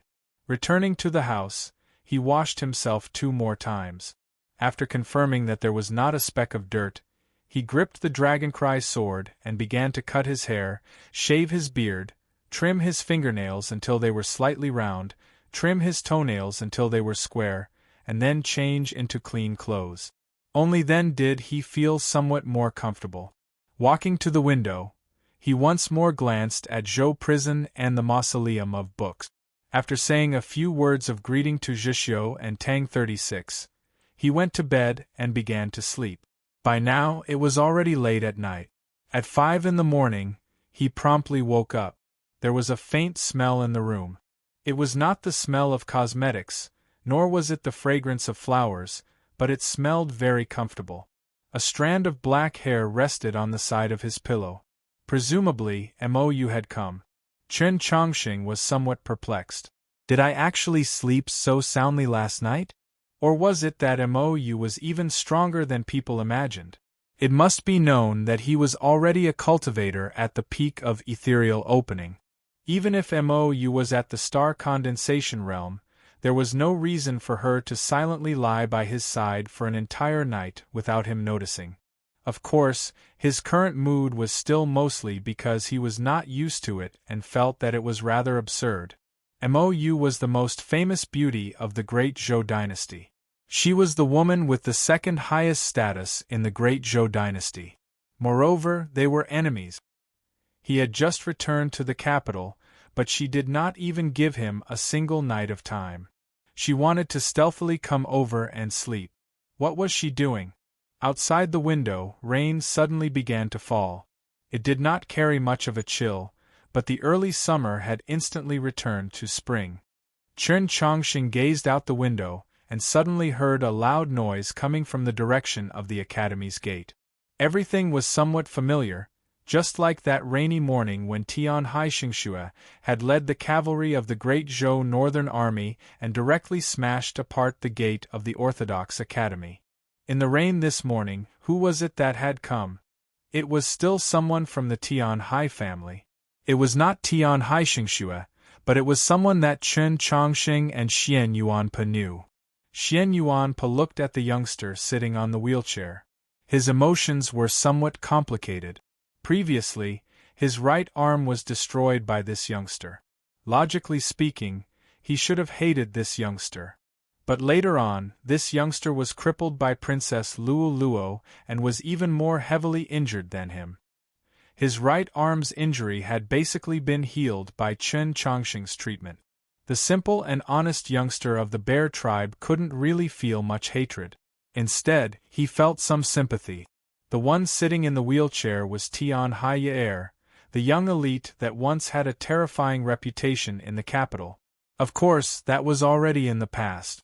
Currently, Tian Hai Yaer's face was pale, his cheeks were slightly swollen, and the muscles on both of his legs were obviously atrophied. He had already become a cripple. Anyone who looked at this youngster, if they did not know the evil deeds he had done, would probably be like Xian Yuanpe and feel sympathy for him.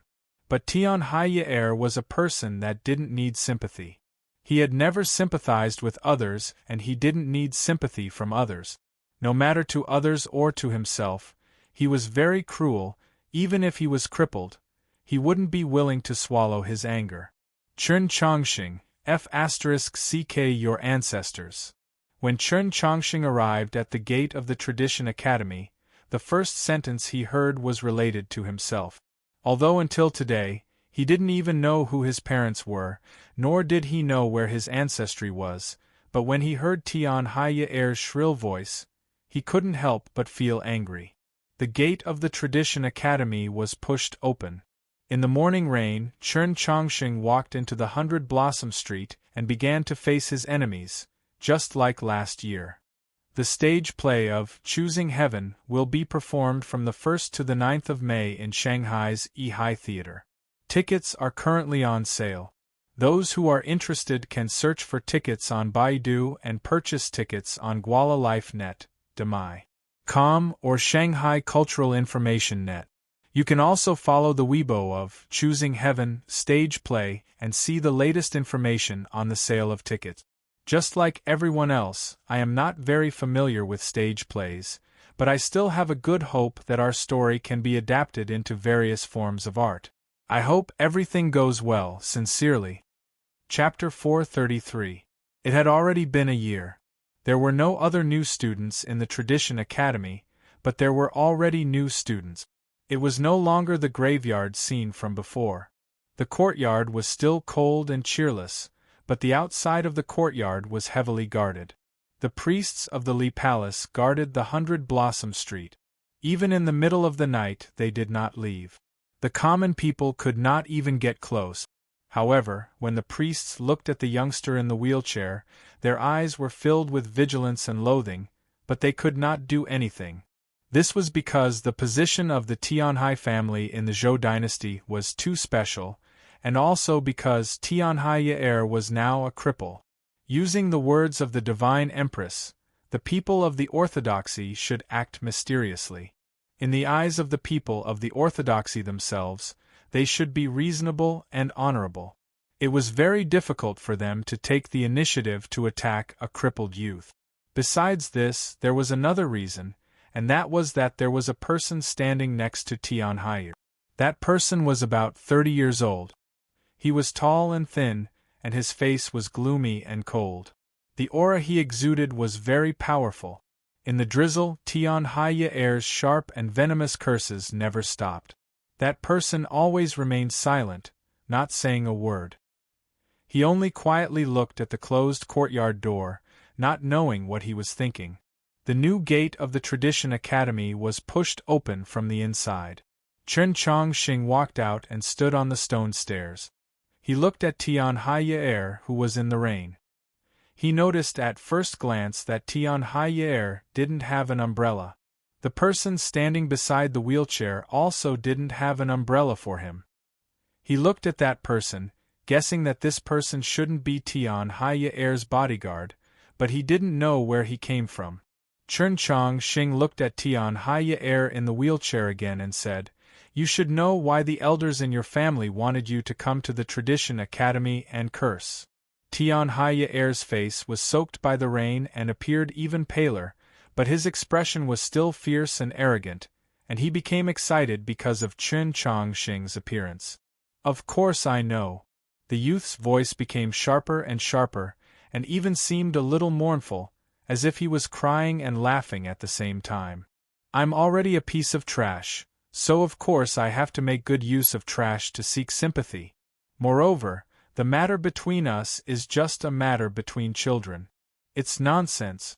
Does Your Holiness have the nerve to say that my Tianhai clan is suppressing the principle of the Orthodox Academy?" Chen Chongqing was silent for a while, then said, "But I don't understand, what's the point of making a fuss like this? I can ignore you." Today was different from the past. At the gate of the Orthodox Academy, a bishop was leading several dozen priests and guards of the Li Palace, keeping the two people from the Tianhai clan at bay.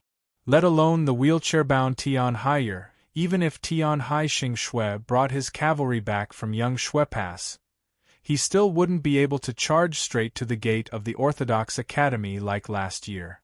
Tianhai laughed, revealing a mouth full of fine white teeth, looking like a wounded cub, and said with a sharp voice, "Did you not hear me cursing your family's 18 generations of ancestors?"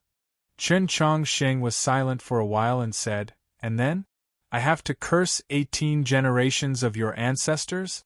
Tian in. Tian. Family. And he. Family. Academy. Chong School. And they world. Our academy. Long. You. Academy. Chen Tian and he. Academy. Tian he. Chen Long and Sec. Day. World, then continue to curse." After saying this, Chen Chongqing turned around and walked towards the Tradition Academy. Before he pushed open the courtyard door, he heard Tianhai insult his parents and ancestors. He was really very angry, and was prepared to teach the Tianhai clan a lesson no matter what tricks they had up their sleeves, no matter what conspiracy they had. But when he really walked out of the courtyard door and saw the crippled youth on the wheelchair, he suddenly changed his mind. Tianhai was cruel and cold-blooded. He used to be a scary person. Now he was crippled, but he was still scary. Scary because he had no shame, no respect, no pursuit, and now he didn't even have ambition. Right now, he was just a pile of mud. If Chern Chong Sheng and the Tradition Academy didn't want to be stuck in the mud and be slowed down, they could only ignore him. Or they could fill the mud with sand and stones. Since they couldn't kill Tian Haiyer, they didn't need to do anything else. Why should they listen to this? Looking at Chern Chong Sheng's back, Tian Haiyer was stunned. He became even angrier. He kept cursing with his sharp voice. All kinds of dirty words came out. Chern Chong Sheng didn't seem to hear anything. His footsteps didn't speed up or slow down. He walked steadily into the academy. Seeing this scene, the priests were both shocked and impressed. They thought to themselves, no wonder he is the Pope's most valued junior, no wonder he is the youngest principal of the Orthodox Academy. The man standing next to the wheelchair looked at Chern Chong Sheng's back. He raised his eyebrows. He seemed surprised, but then his surprise turned into disdain. Compared to his peers, Chern Chong Sheng was more mature. Or maybe he was more quiet and calm. He didn't look like a 16-year-old youngster. Xian Yuanpo looked older, but in reality, he was only a 14-year-old bear youngster. He didn't understand why Chern Chong Sheng could endure it. He asked angrily, "That's it?" Chern Chong Sheng looked at him and said, "What else can I do? Kill him?" Xian Yuanpo thought about it and said, "It's not impossible." Chern Chong Sheng said, "He's a member of the Tian Hai clan. Unless the Li Palace personally issues an edict, no one can do anything. Besides, there's always someone following him. Didn't you see?" Xian Yuanpo asked, "Is that person strong?" Chern Chong Sheng said, "Star condensation stage." Xian Yuanpo took a deep breath. That tall and thin man didn't look more than 30 years old. He was actually a star condensation cultivator? But we can't just let Tian Haiyer curse outside, right? I have more important things to do. Yes, Chern Chong Sheng had more important things to do. Compared to that matter, the disgusting methods of the Tian Hai clan and the evil intentions hidden behind the scenes weren't important. In the past, to him, the most important thing was obviously cultivation. But now, apart from cultivation, there was another thing. That was, in the process of sharpening his sword heart, he needed to reach the other shore of the ocean of sword intent. He needed to find that black monolith and confirm whether or not it was the path to the Garden of Zhou.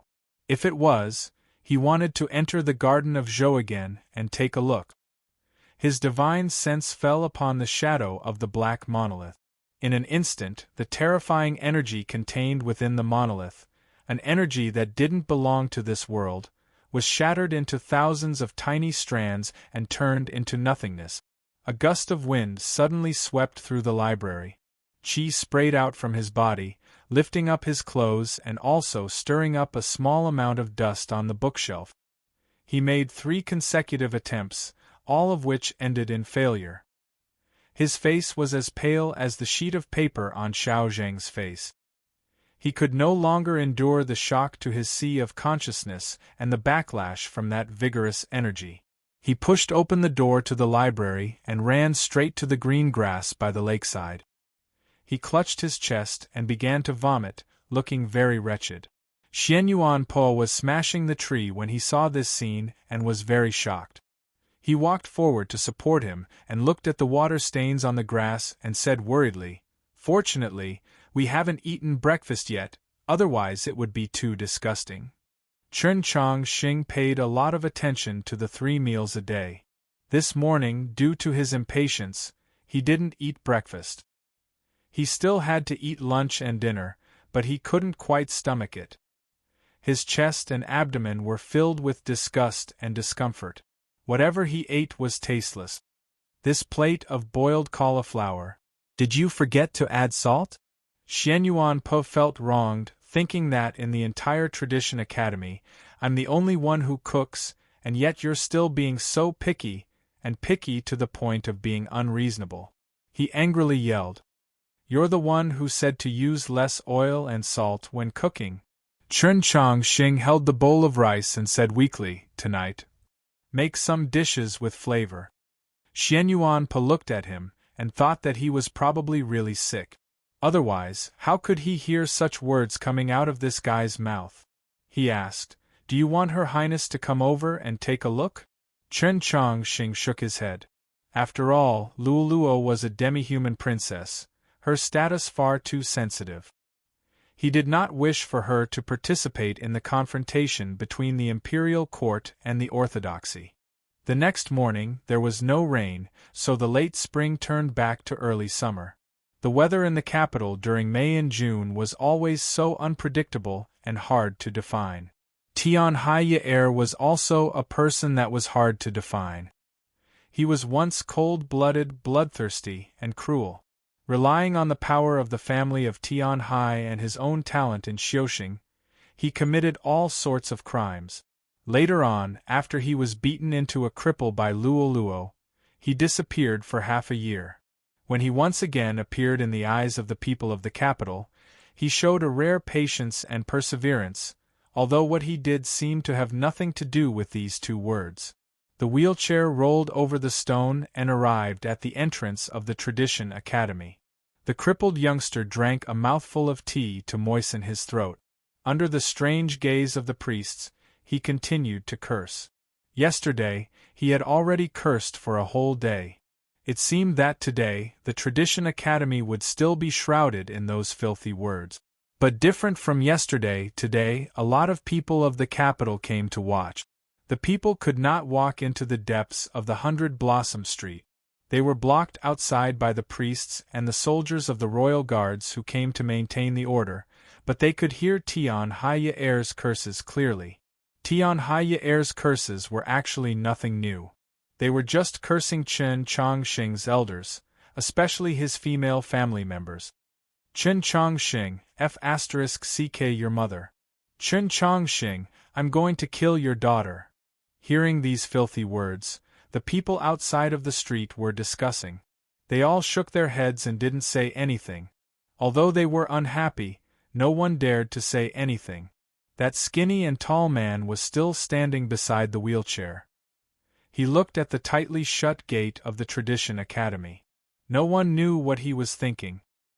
His lips still had that faint mocking smile. It seemed like he was laughing at Chen Chongqing's cowardice, but it also seemed like he had some other meaning. You really don't care? Even if you don't tell Her Highness, you should at least ask the central administration to deal with it. Xian Yuanpa heard Tian Haiye's curses coming from outside of the school. His face turned red. He looked at Chen Chongqing and said. Chen Chongqing said, when the gate of the Tradition Academy was smashed by the people sent by Tian Haixing Shui, who repaired it in the end? Xian Yuanpo thought he understood what he meant and asked, then what should we do next? Wait for a few more days. Chen Chongqing paused and said, wait for 3 more days. After saying that, he looked at the dim sky outside of the school. It was cloudy today. Once ignored, the days would go on as usual. The flow of time wouldn't change like the planes of the unsetting sun. A day passed very normally. Tian Haiye blocked the gate of the Tradition Academy and cursed for 2 whole days. The Li Palace and the Education Board both kept silent. No news came out. But news came from the Mausoleum of Books. In 3 more days, a certain person would come out. Today I only have 1 chapter. Tonight I will accompany my wife to watch 7. Tomorrow there will be 2 chapters. I love you not for 2 or 3 days. I really like this song. When I was writing the chapter title, I kept humming it. 2 days later, Little Tang will come out. Actually, I don't know how to write about him. I just think he's very interesting. I like this kind of person, even though I can't do it.